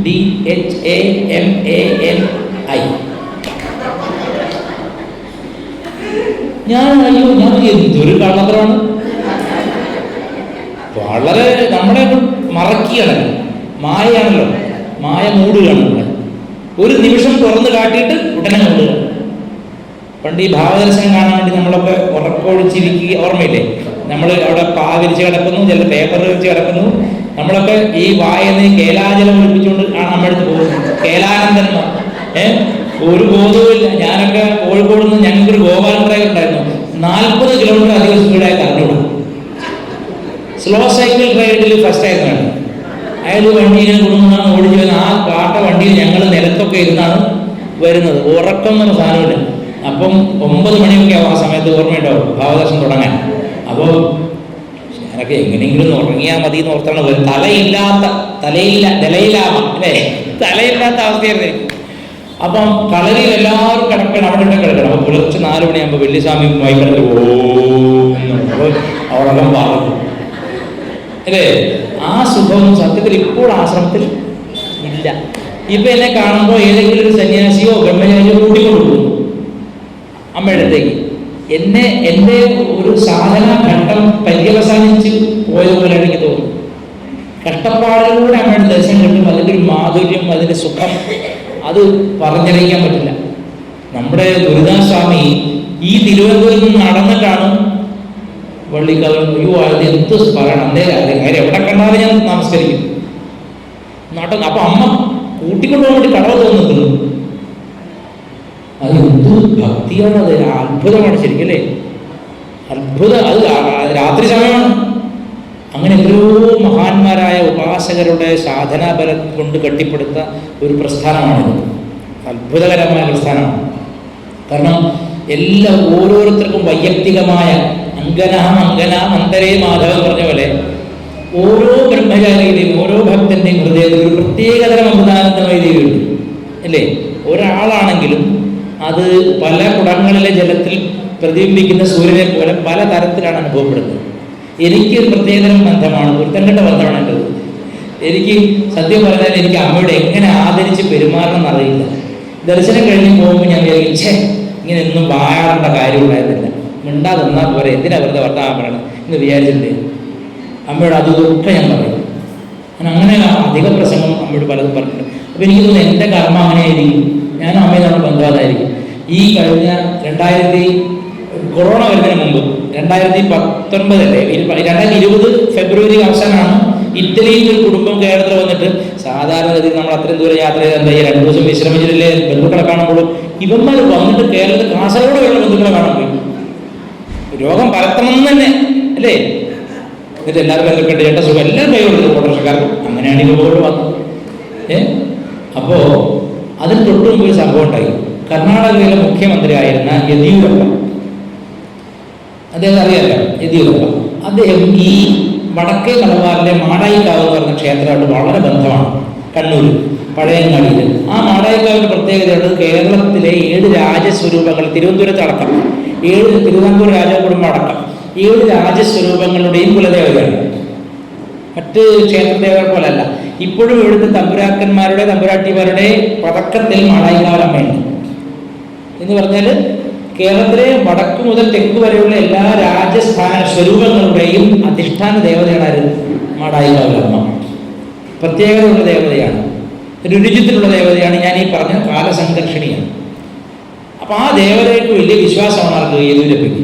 യെദ്യൂരപ്പ ഇപ്പം പിടിച്ച് അറസ്റ്റ് ചെയ്ത് ജയിലിലിടുന്ന കേസ് വന്നപ്പോൾ തലേന്ന് പുള്ളി ബാംഗ്ലൂരിൽ നിന്ന് മുങ്ങിയിട്ട് അവിടെ എന്ത് ചെയ്യും? പഴയങ്ങാടി പോയി. എന്നിട്ട് എന്ത് ചെയ്തു? അമ്മയ്ക്ക് അതും ഇതൊക്കെ ഓഫർ ചെയ്ത് ഞാൻ ആനയിൽ ഇറക്കരുത്, അതൊക്കെ ചെയ്യുന്നുണ്ട്. അവിടെ അന്നദാന മണ്ഡപം കെട്ടിക്കൊടുക്കാന്ന് പറഞ്ഞു. പുള്ളി കെട്ടിക്കൊടുത്തു. ഇപ്പോഴുണ്ട് 4, അതിൻ്റെ പേര് അമൃത എന്താണ് പുള്ളി പേരിട്ട് 4 നില കെട്ടിക്കൊടുത്തു പുള്ളി. പുള്ളി ആ കേസിൽ നിന്ന് പൂർണ്ണ രൂപയിൽ ചെയ്തു. അതിന് ഭയങ്കരമായ ഭക്തിയെ പുള്ളിക്ക് അമ്മയോട്, മാടായിക്കാട് അമ്മയോട്. അപ്പം ആ ദിവസം പുള്ളി 2019 നവംബറാണ് ഞാൻ പറയുന്നത്. പുള്ളി ഇവിടെ തിരുവനന്തപുരത്ത് വന്ന് പത്മനാഭസ്വാമിയെ കണ്ടു. അപ്പോൾ ഇവിടെ കുറച്ച് പൊതിച്ചോറ് ആളുകൾ പുള്ളിയുടെ വണ്ടിക്ക് കല്ലറയൊക്കെ നോക്കി.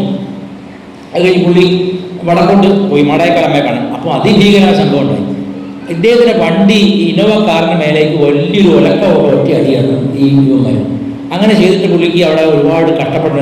അമ്പലത്തിൽ പോകാൻ പറ്റാത്ത പോലെ ആയിപ്പോയി. പുള്ളി പകുതി വെച്ച് മാനേജറെ വിളിച്ച് പറഞ്ഞ് തിരിച്ചുപോയി, കരനോട് തിരിച്ചുപോയി. ആര്? യെദ്യൂരപ്പ. അപ്പോൾ അവിടുത്തെ മാനേജർ നാരായണ മൂസ് എന്ന് പറഞ്ഞ ആളാണ്. എന്നോട് വലിയ ബന്ധമുള്ള ആളാണ്, വളരെ സ്നേഹമാണ്. പുള്ളി എന്നെ വിളിച്ചു. അന്ന് വൈകി ഒരു 7:30 മണിയോടെ എന്നെ വിളിച്ചു കേട്ടു. എന്തോ ഒരു മനസ്സിന് സ്വസ്ഥത കിട്ടുക, എന്തോ ഒരു ദോഷം നമുക്ക് വരാൻ പോകുന്നതായിട്ട് തോന്നുന്നു. അത്രയും നല്ലൊരു ഭക്തനെ ദർശനം കൊടുക്കാതെ ഈ കേരളത്തിൽ അടിച്ച് പാർപ്പിച്ചു എന്ന് പറഞ്ഞു. ഞാൻ എന്താ എനിക്കറിയില്ല. മാടായിക്കാടമ്മ 7 രാജസ്വരൂപങ്ങളുടെ അമ്മയാണ്. ഇനി എനിക്ക് തോന്നുന്നില്ല ക്ഷേത്രങ്ങൾ പോലും ചിലപ്പോൾ തുറക്കാൻ പറ്റില്ല എന്ന് പറഞ്ഞു. ആ ഇൻസിഡന്റ് കഴിഞ്ഞിട്ടുടനെ ഓസ്ട്രേലിയയിൽ കാട്ടുതീ, ഒരുത്തന്നെ എന്തോ വിക്രി ചെയ്ത് കാട്ടുതീ വരുത്തിട്ട് 50 ലക്ഷം മൃഗങ്ങളാണ് വെന്തു മരിച്ചത്. അതിൽ ഹൃദയഭേദകമായ ഒരു ഫോട്ടോ വന്നത് ഒരു കരടി കുഞ്ഞി, അതിൻ്റെ അമ്മ നിന്നിങ്ങനെ കത്തുനിന്ന് കാണുന്ന ഒരു ഫോട്ടോ എടുത്തിരിക്കുകയാണ്. അത് കണ്ടാൽ സഹിക്കില്ല നമ്മൾ. ഒരു കരടി കുഞ്ഞ് കാടിങ്ങനെ കത്തുകയാണ്, അതിൽ അവൻ്റെ അമ്മ നിന്നിങ്ങനെ കത്തി പടരുന്നത് കാണുന്നു. അപ്പം അത് കണ്ടപ്പോൾ എനിക്ക് വല്ലാതെ സഹിക്കാൻ പറ്റിയില്ല, വളരെ വിഷമമായി പോയി. അപ്പം ഞാൻ പള്ളിക്കാരോട് അമ്മയെടുത്ത് പറഞ്ഞേ സഹിക്കാൻ പറ്റില്ല. അപ്പം അമ്മ ഉടനെ പറഞ്ഞെന്തെന്നറിയോ? തലയിൽ ഇങ്ങനെ കൈവച്ചിട്ട് പറയാണ്, മനുഷ്യൻ അനുഭവിക്കാൻ കിടക്കുന്നേ ഉള്ളൂ. അമ്മ പറഞ്ഞ വാക്കാണ്. ഓ മോനെ, ഈ കർമ്മമൊക്കെ എവിടെ കൊണ്ട കളയും? മിണ്ടാപ്രാണികളെ ഇങ്ങനെ ക്രൂരമായി വേദനിപ്പിക്കുന്നതിന് മനുഷ്യൻ അനുഭവിക്കാൻ കിടക്കുന്നേ ഉള്ളൂ മോനെ എന്ന് പറഞ്ഞു.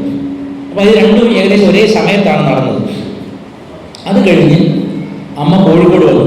ഫെബ്രുവരി മാസം വന്നു, 2020 ഫെബ്രുവരിയിൽ. അപ്പം ഞാൻ എൻ്റെ അമ്മയും കൊണ്ട്, എൻ്റെ അമ്മയ്ക്ക് ഹാർട്ട് പേഷ്യൻ്റാണ്. അപ്പോൾ രാത്രിയിൽ ഗുളിക കഴിക്കാനുണ്ട്. അപ്പം ഞാൻ അമ്മയുടെ അടുത്ത് ദർശനത്തിന് വേണ്ടിയിട്ട് ചെന്നു. നേരത്തെ ചെന്ന് അവിടെ ഇരുന്നു. അപ്പോൾ അവിടെ പലരും വന്ന് വിളിച്ചു, ദർശനത്തിന് വരുന്നില്ലേ? ഞാൻ പോയി. എനിക്ക് പേടി, അടി കെട്ടി ഓർമ്മയുണ്ടല്ലോ, അടി കെട്ടിയ മറക്കാം, അടിക്ക് അന്നേരം മറക്കുന്നില്ലേ. അപ്പോൾ എൻ്റെ ആ പേടിയുണ്ട്. ഇപ്പോഴും ആരെങ്കിലും നേരത്തെ വിളിച്ചാൽ എനിക്കൊരു ശങ്കയാണ്, അടി കിട്ടുമോ, വഴക്ക് കേൾക്കുകൊണ്ട് ഞാൻ ആദ്യം പോകാതിരിക്കാൻ ശ്രമിക്കും പലപ്പോഴും. പിന്നെ കൊല്ലത്തിൽ ഒരു ദർശനം 2 ദർശനം എടുക്കുള്ളൂ. അങ്ങനെ ഇടയ്ക്കിടയ്ക്ക് പോകുള്ളൂ. എനിക്ക് പേടിയാണ്, സത്യത്തിൽ അതാണ് കാര്യം. അപ്പോൾ ഞാനും എൻ്റെ അമ്മയും അവിടെ ഇരിക്കുക, കുറേ നേരമായിട്ട് ഇരിക്കുകയാണ്. അപ്പോൾ ഒരു ബ്രഹ്മചാരി വന്നു പറഞ്ഞു, എന്തിനായി പിടിക്കുന്ന? നേരെ വന്നിട്ട് സ്റ്റേജിലേക്ക്. എനിക്കാണ് അന്ന് മംഗലാപുരത്തിന് ഓർമ്മയാണ്. ഞാൻ പറഞ്ഞില്ല, ഞാൻ ടോക്കൺ എടുത്തിട്ടുണ്ട്. ടോക്കൺ നമ്പർ എത്രയെന്നറിയാം? ഉറക്കം ZZZ ഏറ്റവും അവസാനം. അപ്പോൾ അതിങ്ങനെ ഡിസ്പ്ലേ വരുന്നത് നോക്കി അമ്മയ്ക്കാണെങ്കിൽ ഹാർട്ട് പേഷ്യൻ്റാണ്, മരുന്നെടുക്കാൻ മറന്നും പോയി. അമ്മയ്ക്ക് അത് വലിയ ബുദ്ധിമുട്ടാണ്. അപ്പോൾ അമ്മ ഇങ്ങനെ ഉറങ്ങാൻ തുടങ്ങി മെല്ലെ. അപ്പം ഞാൻ ഇങ്ങനെ ഇടയ്ക്കിടെ തട്ടിയിട്ട് അമ്മ ഉറങ്ങല്ലേ, ഇപ്പം കാണാം. അങ്ങനെ ആ ഇരുന്നിരുന്ന് 2 മണിയായി പുലർച്ചെ 2 മണിയായി. അപ്പോൾ ഒരു ബ്രഹ്മചാരി വന്ന് പറഞ്ഞു ഇത്ര. അപ്പം ഞങ്ങൾ എന്ത് ചെയ്തു? ആ ടോക്കൺ വാങ്ങി 2 മണിയാകുമ്പോൾ ZZZ ആയി. അപ്പം ഞങ്ങൾ ക്യൂവിൽ കയറുന്നു. അമ്മ മുമ്പിൽ, ഞാൻ പറഞ്ഞു. അപ്പോൾ ഒരു ബ്രഹ്മചാരി ഓടി വന്നിട്ട് പറഞ്ഞു, എന്തിനവിടെ നിൽക്കുന്നത്? ഇതൊക്കെ അമ്മയുടെ ഏജൻസാണ്. അപ്പോൾ അവരെന്നെ വിളിച്ചു കൊണ്ടുപോയി. ഞാൻ അദ്ദേഹത്തിൻ്റെ കൂടെ ഇത്ര നേരം ഇരുന്നില്ല, വയ്യ, അമ്മയ്ക്കും വയ്യ. അങ്ങനെ ചെന്ന് സ്റ്റേജിൽ കയറിയപ്പോൾ നമ്മുടെ ഗുരുദാസ് സ്വാമി അവിടെ നിന്നു. എപ്പോൾ വന്നു എന്താ പറയേണ്ടത്? പുള്ളി എന്ത് ചെയ്യുന്നറിയോ? പുള്ളി പറഞ്ഞ ചാട്ടം ഉണ്ടല്ലോ, എവിടെ ക്യൂവിലോട്ട് ചാട്ടമുണ്ട് സ്റ്റേജിൽ. ഒരു കസേര വെച്ചിട്ടുണ്ടാവും അവിടെ. എൻ്റെ അമ്മ ചാടിയില്ല. അമ്മയ്ക്ക് വയ്യാത്തുണ്ട്. ഞാൻ ചാടി ഉടനെ അതാ വാരാഹിയെ പോലെ, വാരാഹി എന്ന് പറഞ്ഞാൽ പോലെ പ്രത്യേകതയെ പോലെ എന്റെ ഗതികൾ നിങ്ങൾ അറിയില്ല. ഇത് ആ ദിവസം തന്നെ 1000 പേര് അവിടെ ചാടി, ഒരു കുഴപ്പമില്ല. നമ്മുടെ ജാതകം ചാടി ഒച്ച കേട്ട് ആരാടാ ചാടുന്നത്. പിന്നെ അങ്ങ് പറയണ്ട, അവിടെ മുഴുവൻ എല്ലാം അവിടെ ദൂരെ നിൽക്കുന്നവൻ ശ്വാസം വലിക്കുന്നവരും കേൾക്കാം. കാരണം അത്ര ഭീകര അന്തരീക്ഷമാണ്, ദാരിക വധം.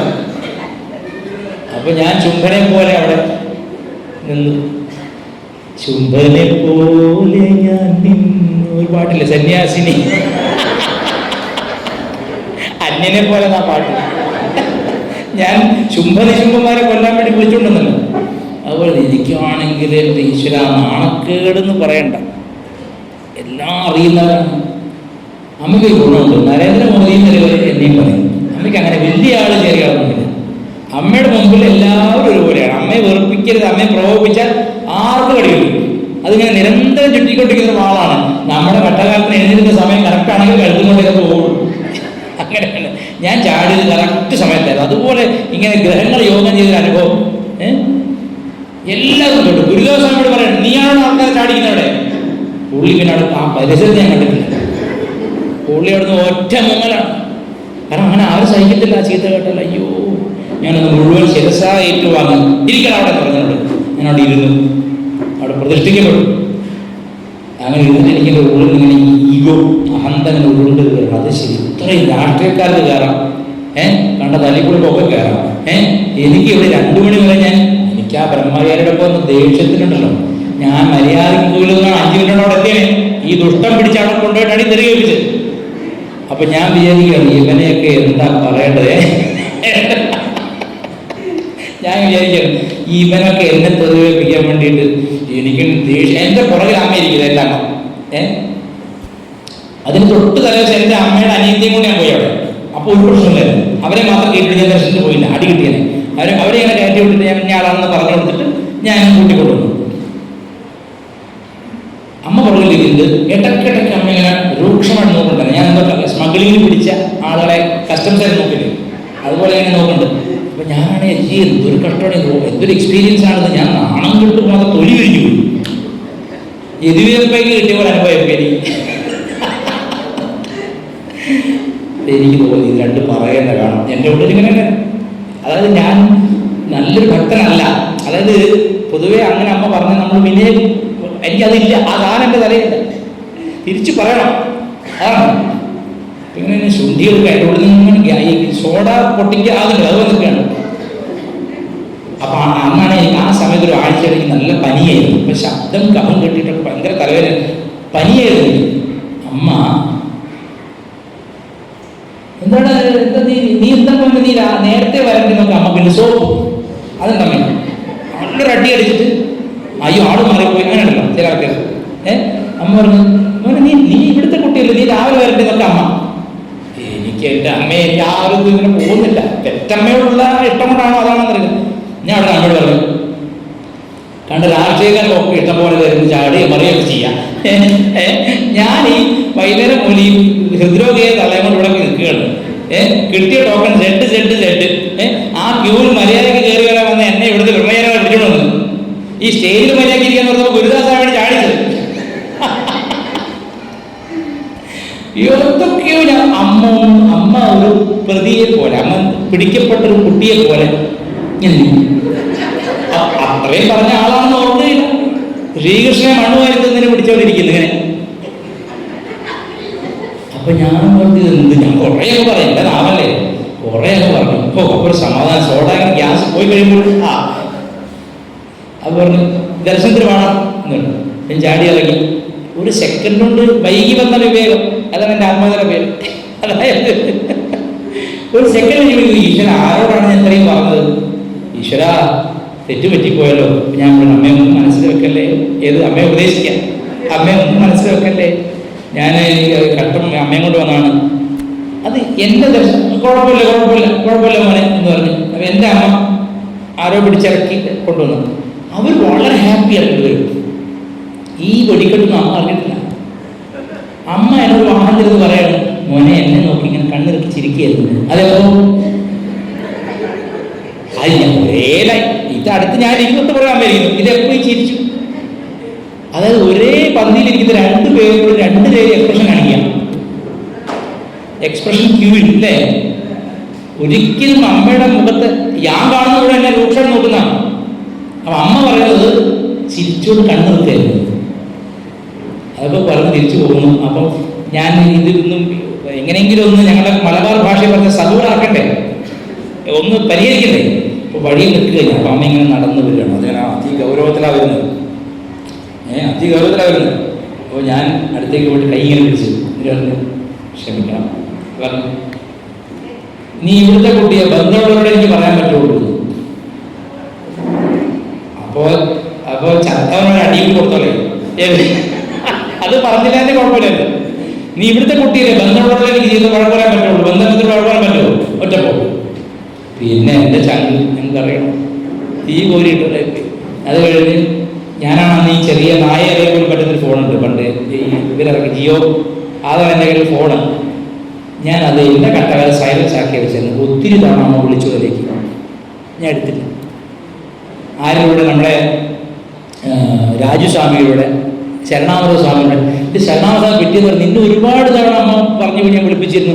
അമ്മ മുറിയിൽ ഇത് തന്നെ പറഞ്ഞിട്ടുണ്ടെന്ന്. അയ്യോ അവൻ ഒത്തിരി വിഷമമായി പോയി, അവൻ ഒരുപാട് വിഷമമായി പോയി. പക്ഷെ അങ്ങനെ പറയേണ്ടത് ഒന്നാ പറയാമോ, എന്തോ നല്ല ടൈം എല്ലാം കൊണ്ടും.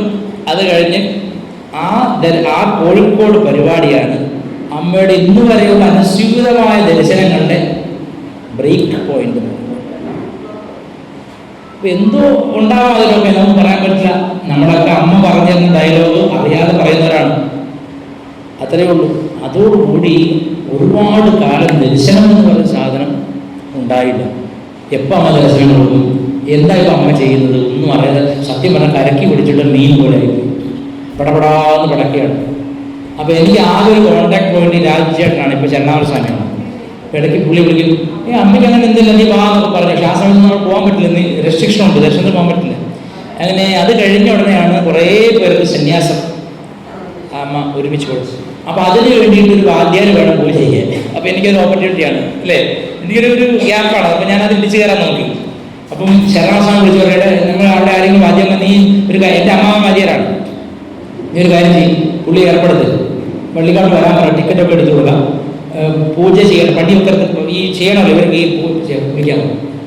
എൻ്റെ അമ്മാവനെ ഞാൻ വിളിച്ചപ്പോൾ അവർക്കാണെങ്കിൽ ഒരു പുച്ഛം, ഞങ്ങളൊന്നും അങ്ങനെ ഞാൻ ചെയ്യില്ല, അതൊക്കെ വലിയ വിവേകികളാണ്. അപ്പോൾ എനിക്കിത് പറയാൻ പറ്റുമോ? സത്യം പറഞ്ഞാൽ ഞാൻ കുടുങ്ങി. അങ്ങനെ മാവേലിക്കരയുള്ള ഒരു വാദ്യരെ വിളിച്ചാണ് പുള്ളി തന്നെ ഇറങ്ങി ചെയ്തത്. ആദ്യം എന്നോട് പറഞ്ഞു, അതും എനിക്ക് ഉപയോഗിക്കാൻ പറ്റിയില്ല എന്നർത്ഥം, ആ ഓപ്പർച്യൂണിറ്റി. അങ്ങനെ പോലും പള്ളിക്കാർ പോകാൻ പറ്റിയില്ല എന്നർത്ഥം, അല്ലെങ്കിൽ എനിക്ക് അദ്ദേഹത്തോട് വരാമായിരുന്നു. അവരൊക്കെ എന്താണെന്ന് വെച്ചാൽ അവരുടെ ചിന്തയിൽ ശങ്കരാചാര്യരാണ് സത്യം. എൻ്റെ ചിന്ത അതായിരുന്നു, ഇപ്പോഴാണ്, പക്ഷെ അത് വ്യത്യാസം വന്നു. അതായത് ഭേദമില്ലാതെ സകല ജീവജാലങ്ങളെ ആശ്ലേഷിക്കാൻ ഒരാൾക്ക് കഴിയുന്നുണ്ടെങ്കിൽ ആ വ്യക്തി അദ്വൈതം എന്നത് അനുഭവിച്ച ആളാണ്. പക്ഷെ അതേസമയത്ത് ഗ്രന്ഥങ്ങളിൽ അദ്വൈതം പറയുകയും കാണുന്നവരെ മാറി നിൽക്കും, ദൂരെ പോകുന്നവർ പറയുകയും ചെയ്യുന്നത് അദ്വൈതമല്ല എന്നെനിക്ക് വളരെ വൈകിയാണ് ആ റിയലൈസേഷൻ എനിക്ക് വന്നത്. ഈ വിഷയം പറഞ്ഞ് ഞാൻ ഒരുപാട് വഴക്ക് വീട്ടിലുണ്ടാക്കിയിട്ടുമുണ്ട്. എന്നെ പഠിപ്പിച്ച ആളുകളാണെങ്കിലും എനിക്കിത് പറയേണ്ടി വന്നിട്ടുണ്ട്. അപ്പം ഞാൻ ഒത്തിരി ഒക്കെ പറയുമ്പോൾ ഓരോരോ എന്നമോ ഒരുക്ക് എന്ന് പറയും. എന്നോണ്ട് അവർക്ക് ഒരു പ്രത്യേകത ഉണ്ട്, അത്രയേ ഉള്ളൂ. എന്നമോ ഒരുക്ക്, എന്നമോ അട്രാക്ഷൻ ഇருக்கு. നിറയെ പേർ ഒരാളെ കുറേ പേര് വരുന്നുണ്ടല്ലോ, അപ്പം എന്തോ ഒരു അട്രാക്ഷൻ കാണും എന്ന് മാത്രം പറയും. അപ്പോൾ എനിക്ക് എൻ്റെ മനസ്സിൽ വിഷമമാണ്, അമ്മ ഈശ്വരനായിട്ട് എന്നെ കാണണം. ഞാൻ +1 പഠിക്കുമ്പോൾ, ഞാൻ അമ്മയെ കണ്ട 14 വയസ്സിലാണ്. +1 പഠിക്കുമ്പോൾ എൻ്റെ കയ്യിൽ അമ്മയുടെ ഒരു മോതിരം, ഞാൻ അമ്മയെ കണ്ടതിൻ്റെ മെമ്മറിക്കായിട്ട് ആ സമയത്ത് പ്ലാസ്റ്റിക് മോതിരം, ഓർമ്മയില്ലേ, ചുവന്നത്. ഞാനാണ് അതിലിട്ട് മോൾക്കാണ് എപ്പോഴും ആ സമയത്ത് കൈ തൂക്കിയിട്ട് ഇറങ്ങുമില്ല, കാരണം തൂക്കിയിട്ട് അമ്മ തലവത്തിനായി പോയാലോ. അങ്ങനെയൊക്കെ ഒരു ശരി വട്ട് ഭക്തിയുടെ ഒരു ഘട്ടത്തിലുണ്ട് ഉണ്ടായിരുന്നു എനിക്ക്. ഞാനിങ്ങനെ കൈ ഇങ്ങനെയൊക്കെ വെക്കുള്ളൊരു കൈ, എന്താ വെച്ചാൽ ഇത് അമ്മ താഴെ പോകാൻ പേടിയാണ്. അങ്ങനെ ഒരു ദിവസം എൻ്റെ കൂടെ തന്നെ വേദം പഠിച്ചൊരു പയ്യൻ, ഞങ്ങൾ ഒരുമിച്ചാണ് കോളേജിൽ പോകുന്നത് വരുന്നത്. ഓക്കെ, അവൻ ഇത് നോട്ട് ചെയ്ത് ഇവനെന്തോ മറക്കുന്നുണ്ട് കയ്യിൽ. ഇടയ്ക്ക് ആളെ കാണുമ്പോൾ മറക്കും, എന്താണെന്ന് അവനൊരു സംശയം. അപ്പോൾ അവൻ കൈ കാട്ടടാ നോക്കുമ്പോൾ അമ്മയുടെ ഫോട്ടോ ആണ്. അവൻ ഉടനെ അയ്യേ ഇതെന്താണ്? പിന്നെ ആ ജാതി വെച്ചിട്ട് അവരാണ് ഇവർക്ക് ഒരു കഴിവുമില്ല. അവനെന്തൊക്കെയോ പറഞ്ഞിട്ടുണ്ട്, കള്ളക്കടത്താണെന്നോ ബസ്സുകൾ വന്ന് വലിയ മാതാവാണ്, അന്നേ അവിടെ ബസ് പോകുമല്ലോ, അതിനകത്ത് കഞ്ചാവാണ്. ഞങ്ങളുടെ നാട്ടിലെ ഏറ്റവും ഒരു പ്രധാനമായിരുന്നു നമ്മുടെ ബസ് പോകുന്നത് കഞ്ചാവ് കടത്തുകയാണ്. എനിക്കിന്നൊരു പൊതി കിട്ടിയില്ല.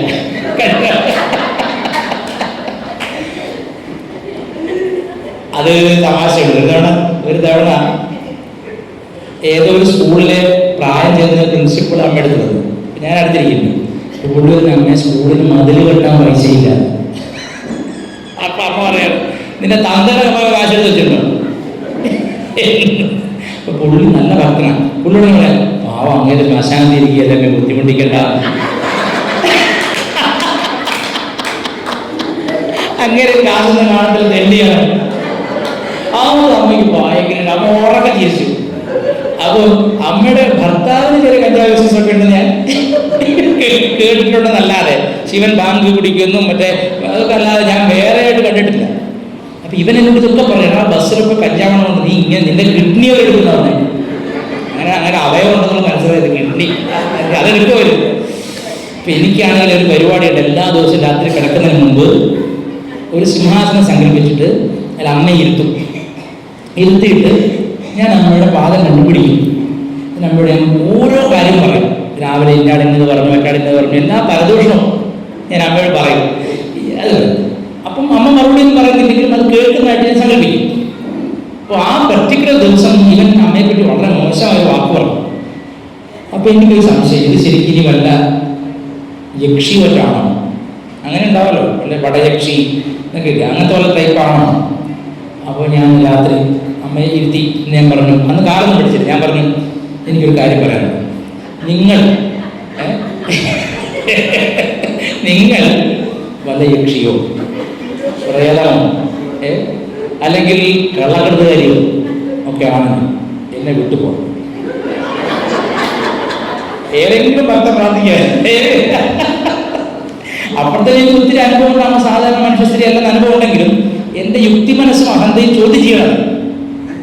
ഞാൻ അതല്ല, അവനൊരു വാക്ക് പറഞ്ഞത്, എടാ നമുക്ക് ശങ്കരാചാര്യരാണ് എല്ലാം എല്ലാം അവ ജഗദ്ഗുരുവാക്കും, ഇതെല്ലാമാക്കും. ആ ഡിഫറൻസ് ആണ്. അത് ജഗദ്ഗുരുവാണ്, ഇതെന്താണ്? ഇവനോ പാടണ ആടണ കെട്ടി കുടിക്കറ മുത്തം കൊടുക്കറ, അതൊക്കെ മോശമല്ലേ നമ്മുടെ നാട്ടിലെ ആണുങ്ങളൊക്കെ ഉമ്മ കൊടുക്കുന്നു. ശരിയാണോ പറഞ്ഞ് ശരിയാണ്, കറക്റ്റാണ്. ഇതൊന്നും ശരിയല്ല. ഇപ്പം നമ്മൾ പറയാം ശങ്കരാചാര്യാണ് ശരി. ആര് നമ്മൾ പറയും നിങ്ങളൊന്നുമല്ല, നിങ്ങൾക്ക് വിവരമില്ല. ആർക്ക് വെറുതെ നിങ്ങൾ പാട്ട് പാടുകയും ആളുകൾ കെട്ടിപ്പിടിക്കുകയും ഉമ്മ കൊടുക്കുകയും ചെയ്യുന്നൊരു സ്ത്രീയാണ് നിങ്ങൾ. ഞാൻ പറഞ്ഞു, അന്ന് ഞാൻ പറഞ്ഞു, നിങ്ങൾ അറിയ സ്ത്രീയാണ്. നിങ്ങൾ വല്ല കഴിവുമുള്ള ആളാണ്. എൻ്റെ കൂടെ നിന്നോ? അല്ല, നിങ്ങൾ ഈ പറഞ്ഞ ഏതെങ്കിലും വിഭാഗമാണെങ്കിൽ എന്നെ വിട്ടുപോകണം. എന്തുകൊണ്ട് വിട്ടുപോകണം ഞാൻ പ്രാർത്ഥിച്ചു?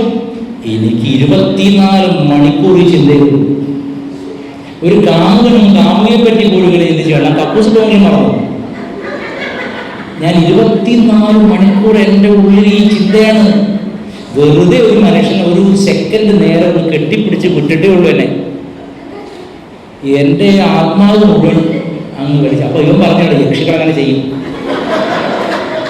യക്ഷികളുടെ കഴിവുണ്ട്. യക്ഷികൾ നമ്മളെ കണ്ട ഉടനെ നമ്മുടെ ആത്മാവ് അങ്ങോട്ട്, പിന്നെ നീ അവരുടെ നിയന്ത്രണത്തിലായിരിക്കും. ഇതൊക്കെ എൻ്റെ മനസ്സിലെ അവസർപ്പക കഥകൾ. അപ്പൊ ഞാൻ വിചാരിച്ചത് പെട്ടത് തന്നെ, നീ കുനി എൻ്റെ ജീവിത രക്ഷയില്ല, കിഡ്നി പോയത് തന്നെ. അപ്പൊ ഞാൻ അമ്മയോട് പറഞ്ഞു, എന്നെ വിട്ടു പോകണം. എനിക്ക് എന്നോട് ഞാൻ കൃഷ്ണഭക്തനായിരുന്നു ചെറുപ്പത്തിൽ. ഞങ്ങളെല്ലാവരും രാമനും കൃഷ്ണൊക്കെയാണ് ദൈവങ്ങൾ. ആ ശങ്കരാചാര്യാണ് എല്ലാം. ഞങ്ങളുടെ അവിടെ ഞങ്ങൾ മഹാപരിവര് കാഞ്ചി പരമാചാര്യർ വന്നിട്ടുണ്ട് ഞങ്ങളുടെ ഗ്രാമത്തിൽ. അപ്പൊ അദ്ദേഹമാണ് ഞങ്ങൾ കണ്ട നടമാടും ദൈവം. അതാണ് അവതാരമാണ് ഞങ്ങൾ വിശ്വസിച്ചത്. ഇപ്പോഴും ഞാൻ അദ്ദേഹത്തെ ഇപ്പോഴും ബഹുമാനിക്കും, അദ്ദേഹത്തിന് ബഹുമാനിക്കുന്നു. പക്ഷേ അവരിലൊക്കെ ഈ അസ്പൃശ്യ രഹസ്യത ഞാൻ കണ്ടിട്ടുണ്ട്. ഉള്ളത് പറയണത് അവരാരും ആൾക്കാർക്ക് അങ്ങനെ മിങ്കിളിയില്ല. ആരെ തൊടാൻ വന്നാൽ അങ്ങനെ കാണിക്കും, വേറെ ആൾ കാണിക്കും. അങ്ങനെ കാണിച്ചുകൊണ്ട് നാളെ എന്നെ മുത്തശ്ശൻ, അതായത് അടുത്ത് അപ്പോൾ ഓരോ പറയുന്ന ആളാണ്. ഇതൊക്കെ ഞാൻ കേട്ടിട്ട് എൻ്റെ മനസ്സിൽ അമ്മയെ കണ്ടപ്പോൾ അവിടെ ഒരു ആനന്ദം. നമ്മുടെ അമൃതാത്മാനന്ദ സ്വാമി ഒരിക്കലും എഴുതി ആനന്ദ കമ്പോളം. എനിക്കിങ്ങനെ ജോയ് മാർക്കറ്റാണ്. ആളുകളെ ചിരിക്കുന്നു, പറയുന്നു, തമാശ പറയുന്നു, പാട്ടുകൾ. അപ്പോൾ അവിടെ നമ്മൾ ഇതുവരെ കണ്ട ശങ്കര മഠങ്ങളിലെ ഒരു ഗൗരവമുള്ള ആ അന്തരീക്ഷം അല്ല. ഒരു മനുഷ്യന്റെ ദുഃഖങ്ങൾ മുഴുവൻ ഇറക്കി വെക്കാൻ പറ്റുന്ന ഒരു, ഞാൻ തമാശ പറയുന്നത് കരച്ചിൽ വരുകൊണ്ടാണ്. കാരണം അമ്മയില്ലായിരുന്നെങ്കിൽ എത്രയോ പേര് ആത്മഹത്യ ചെയ്തു, എത്രയോ പേര് ജീവിതം അവസാനിപ്പിച്ചിരുന്നു, എത്രയോ പേര് ലഹരിക്ക് അടിമപ്പെട്ടത്. അപ്പോൾ ഞാൻ ആലോചിക്കുന്നത് ഇത് എന്തൊരു അത്ഭുതമാണ്. നമ്മുടെ എന്തും പറയാൻ പറ്റുന്ന നമ്മുടെ ഉള്ളിൽ നമ്മളെക്കാൾ അറിയാവുന്നതാണ്. അപ്പോൾ എനിക്കത് ആദ്യ അനുഭവമാണ്. കാരണം ഞാൻ വ്യാകരണം പഠിക്കാൻ പോയ സ്ഥലത്തെ ശങ്കരാചാര്യർ നമ്മൾ മിണ്ടുകയുള്ളൂ. അദ്ദേഹം അതിലെ പോകുമ്പോൾ നമ്മൾ ദൂരെ നമസ്കരിക്കണം, അവിടെ നമസ്കരിക്കും, എല്ലാവരും വിദ്യാർത്ഥികളെല്ലാം അവിടെ നമസ്കരിക്കും. അപ്പോൾ നമ്മൾ ഒരു പേഴ്സണലായിട്ടുള്ള ഒന്നുമില്ല. അപ്പോൾ ഈ അടുത്ത ദിവസം നിങ്ങൾ കണ്ടോ പഞ്ചെന്നൊരു പറയുന്നത് കണ്ടില്ലേ? ഈ ലോകത്ത് എല്ലാ ജീവികളും ആഗ്രഹിക്കുന്ന കെട്ടിപ്പിടിക്കപ്പെടാനാണ്. ശരിയല്ല? ആ കുട്ടിയെ അതിന് തള്ള ജനിച്ചപ്പോഴേ ഉപേക്ഷിച്ചു. കൂടെയുള്ള തന്തകുറമൊക്കെ അടിയോടടെ വെച്ചിരുന്നു. അപ്പം സൂര്യ ആളുകൾ എന്ത് ചെയ്തു? ഒരു പാവയെ കൊടുത്തു. ഇവനും അതിനോട് കെട്ടിപ്പിടിച്ച് കിടന്നുറങ്ങുകയും അതിനെ കൊണ്ട് നടക്കുകയും അതിനോട് കളിക്കുകയും അങ്ങനെ അവന്റെ ഭാവനയിൽ അമ്മ മാതൃബിംബമായത് മാറി. ഇതാണ് നമുക്കൊക്കെ സംഭവിച്ചിരിക്കുന്നത്. ഈ ദുഃഖാർത്തരായ കോടിക്കണക്കിന് ജനങ്ങൾ കലിയുഗത്തിൽ നല്ലവർ ഇഷ്ടം പോലെ ഉണ്ടല്ലോ, അവർക്ക് ഒരാശ്രയം, അവരുടെ വേദനകൾ ശമിക്കാൻ വേണ്ടി ഈശ്വരൻ തന്നെ അവതരിച്ചതാണ്. അപ്പൊ നമ്മളെക്കൂടെ കുരങ്ങന്മാരെ പറഞ്ഞോണ്ട് വന്നതെന്ന് വെച്ചാൽ അമ്മയെ പറ്റിയല്ല, നമ്മളെക്കൂടെ കുരങ്ങന്മാരുടെ ശ്രദ്ധ ചപലതയില്ലാതെ നിൽക്കാൻ വേണ്ടിയിട്ട് എന്ത് വേണം? പ്രേമം വേണം. പ്രേമമില്ലാതെ നിൽക്കത്തില്ല ശ്രദ്ധ. നമ്മുടെ അമ്മയുടെ സംഭാഷണങ്ങളാണെന്നൊരു ഒരു കഥയുണ്ടല്ലോ. ഒരാൾ ഒരു തടിക്കച്ചവടക്കാരൻ ആശ്രമത്തിൽ വന്നിട്ട് വലിയ ആത്മീയവാദിയായി അറിയപ്പെടുന്ന ആളാണെന്ന് പറഞ്ഞിട്ട് അമ്മയും ബ്രഹ്മചാരി ഇരിക്കുന്നതിന് ഇപ്പുറത്തെ തെങ്ങിനോട് പോയി പിന്നെ ധ്യാനിക്കാൻ തുടങ്ങി. ഭയങ്കര ധ്യാനമാണ് പോയി. അമ്മയും ബ്രഹ്മചാരി സംസാരിച്ച് കഴിഞ്ഞപ്പോൾ അമ്മ അയാളെ തല പിടിച്ച് പിടിക്കിട്ട് എടാ കടി ഇതുവരെ കച്ചവടമാക്കി കയറിയില്ല. പുള്ളി കുറേ ദിവസമായിട്ട് കച്ചവടമായി പോകുന്ന തടിയെ പറ്റി ആലോചിച്ചിട്ടുണ്ടെങ്കിൽ പുള്ളി നമ്മുടെ തല പിടിച്ച് കുളിക്കാത്ത ഭാഗ്യം എന്തൊക്കെയായിരിക്കും ചിന്തകൾ. അങ്ങനെ തടിയെ ചിന്തിച്ചുള്ളൂ. അതുകൊണ്ട് അപ്പോൾ ഏതായാലും എനിക്ക് ഈ അനുഭവം ഭയങ്കര പ്രശ്നമായി. കാരണം ഇത് 24 മണി. ഞാനിപ്പോൾ തമാശയില്ല, ഇപ്പോൾ റോഡിലോട്ട് ഇറങ്ങി കടയിൽ പോവാണ്. അപ്പം ഞാനിങ്ങനെ മനസ്സിൽ വിചാരിക്കും, ഇപ്പോൾ അമ്മ ഒരു സൂചന തരും, അപ്പോൾ ഒരു ജീപ്പ് അതിൽ പോകണം അമ്മയുടെ ചിത്രം പോരെ. അങ്ങനെ ചെറിയ എല്ലാ എവിടെ തിരിഞ്ഞു നോക്കിയാലും എന്ന് പറയുന്നത് അവിടെയൊക്കെ അമ്മ തന്നെ. അതെങ്ങനെ സംഭവിക്കും? അത്ഭുതമാണ്. അമ്മയെ ഞാൻ കണ്ടിട്ട് ആദ്യത്തെ 30 ദിവസത്തോളം ദിവസവും പല പല സാഹചര്യത്തിൽ സ്വപ്നത്തിൽ വരിക. അപ്പം എനിക്ക് മനസ്സിലായി ഇത് യക്ഷി തന്നെയാണ്. കാരണം അല്ലാതെ ഇങ്ങനെ ആകർഷണീയമായ സാഹചര്യത്തിൽ അവരെ കണ്ടിട്ടില്ല. ആ സമയത്ത് പട്ടുസാരി, ചുവന്ന പട്ടുസാരി, പച്ച പട്ടുസാരി കൊടുത്തിട്ട് വന്ന് ഇങ്ങനെ പൂക്കൊണ്ട് ഇങ്ങനെ ആടിക്കൊണ്ടിരിക്കുക. അപ്പം ഇത് യക്ഷി തന്നെ. കാരണം നമ്മുടെ ഹിന്ദുക്കളുടെ ഒരു കുഴപ്പം, ഹിന്ദുക്കൾ ശിവകാശിയിലെ ഏതോ ഒരു പ്രസ്സിൽ അച്ചടിച്ച ദേവിയുടെ ഭക്തന്മാരാണ്. അതിനെ ലളിതാംബിക എന്നും മീനാക്ഷി എന്നും മാലകി എന്നും കാളിയെന്നും പേരിട്ട് ആരാധിക്കും. ശരിയല്ലേ? ശിവകാശിയിൽ ഏതോ ഒരു ചിത്രകാരൻ വരച്ചിട്ടത് പ്രിന്റ് പോട്ടെ, പച്ച പോട്ടെ, നമ്മൾ പ്രിന്റ് ചെയ്ത് അത് ദേവി.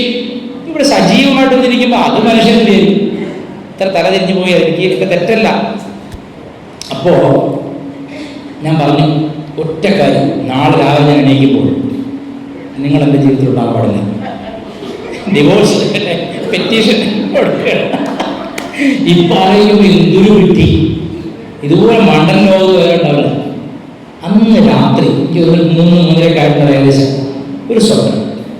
ആ സ്വപ്നത്തിൽ നിലാവുള്ള രാത്രിയാണ്. ഞാൻ ഈ പറഞ്ഞ സുഹൃത്തുണ്ടല്ലോ, അവൻ കൂടെ കൈ പിടിച്ചിങ്ങനെ നടക്കുകയാണ്. ഞങ്ങൾ ബ്രഹ്മചാരികളാണ്, പക്ഷെ പടുക്കൾ, കുട്ടികൾ, പഠിക്കുന്ന കുട്ടികൾ.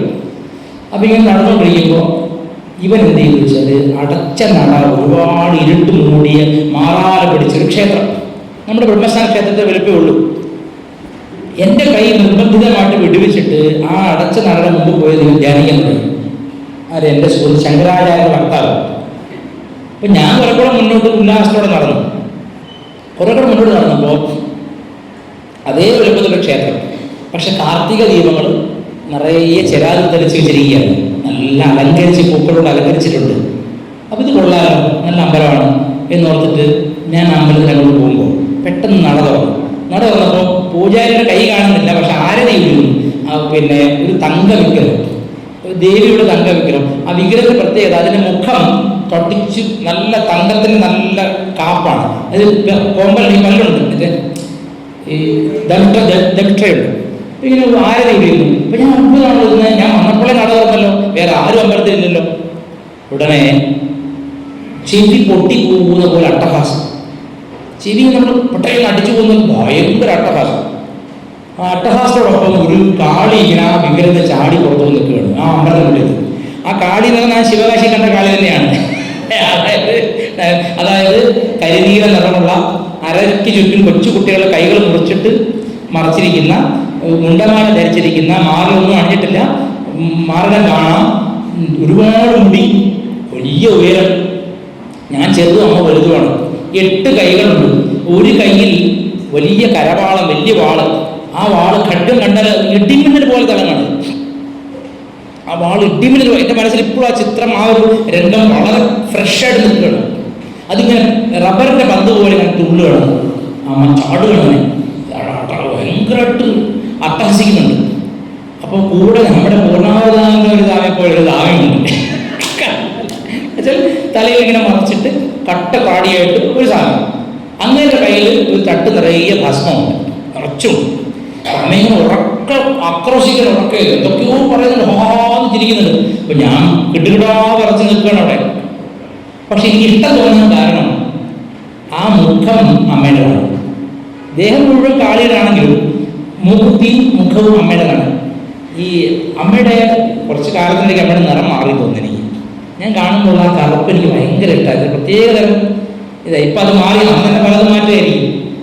ആ നാവ് കറക്റ്റ് നെഞ്ചിൻ്റെ അവിടെ വരെ ഇങ്ങനെ കിടക്കുന്നുണ്ട്, നീട്ടിയിട്ട്. ആ മുഖം എനിക്ക് മറക്കാൻ പറ്റില്ല. അപ്പോൾ ഉടനെ അമ്മ ചോദിക്കുകയാണ്, ആരാണ് അമ്മയെ ശാന്തയാക്കാൻ പോകുന്നതെന്ന് ചോദിച്ചു. അവൾ ഉഗ്രത്തിൽ നിൽക്കുകയാണ്. അപ്പം എനിക്കറിയാം വേറെ ആരുമില്ല, ഈ സന്യാസി ഞാൻ മാത്രമേ വേറെ അവിടെ ഉള്ളൂ. അപ്പോൾ സന്യാസി എന്നോട് പറഞ്ഞു, നീ തന്നെയാണെന്ന് പറഞ്ഞു.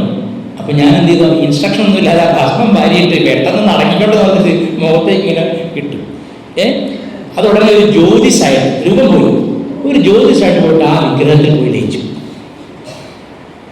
ആ ഒരു സ്വപ്നം കാരണം ദേഹം മുഴുവൻ എന്തെന്നില്ലാത്ത ആനന്ദം, വളരെ സുഖം. ഹിന്ദിയിൽ സുഖം എന്ന് പറയില്ല, ഭയങ്കര ആനന്ദം. ഒരു നമുക്ക് പ്രത്യേകിച്ച് വിശപ്പില്ല, പ്രത്യേകിച്ച് ദാഹമില്ല, ഒന്നുമില്ല. അപ്പം ഞാൻ ഇങ്ങനെ ആനന്ദപ്രാവിനെ പോലെ പോവാണ്. കോളേജിൽ പോകുന്നുണ്ട്, വരുന്നുണ്ട്, കോളേജിൽ പോകുന്നുണ്ട്. അങ്ങനെ കുറേ ദിവസം കഴിഞ്ഞപ്പോൾ എൻ്റെ ഉള്ളിൽ ഒരു ഉണർവ്. ശങ്കരാചാര്യര് അദ്വൈതം, ബ്രാഹ്മണ്യം, അത് ഇത് എന്നൊക്കെ തർക്കിച്ചുകൊണ്ടിരിക്കുന്നവൻ ഒരിക്കലും തുറക്കാത്ത മലയുടെ മുമ്പിൽ തപസ്സിരിക്കുകയാണ്. എന്നെ വിശ്വസിക്കുന്നവൻ സാക്ഷാൽ ഭദ്രകാളിയെ തന്നെയാണ് ഉപാസിക്കുന്നത്.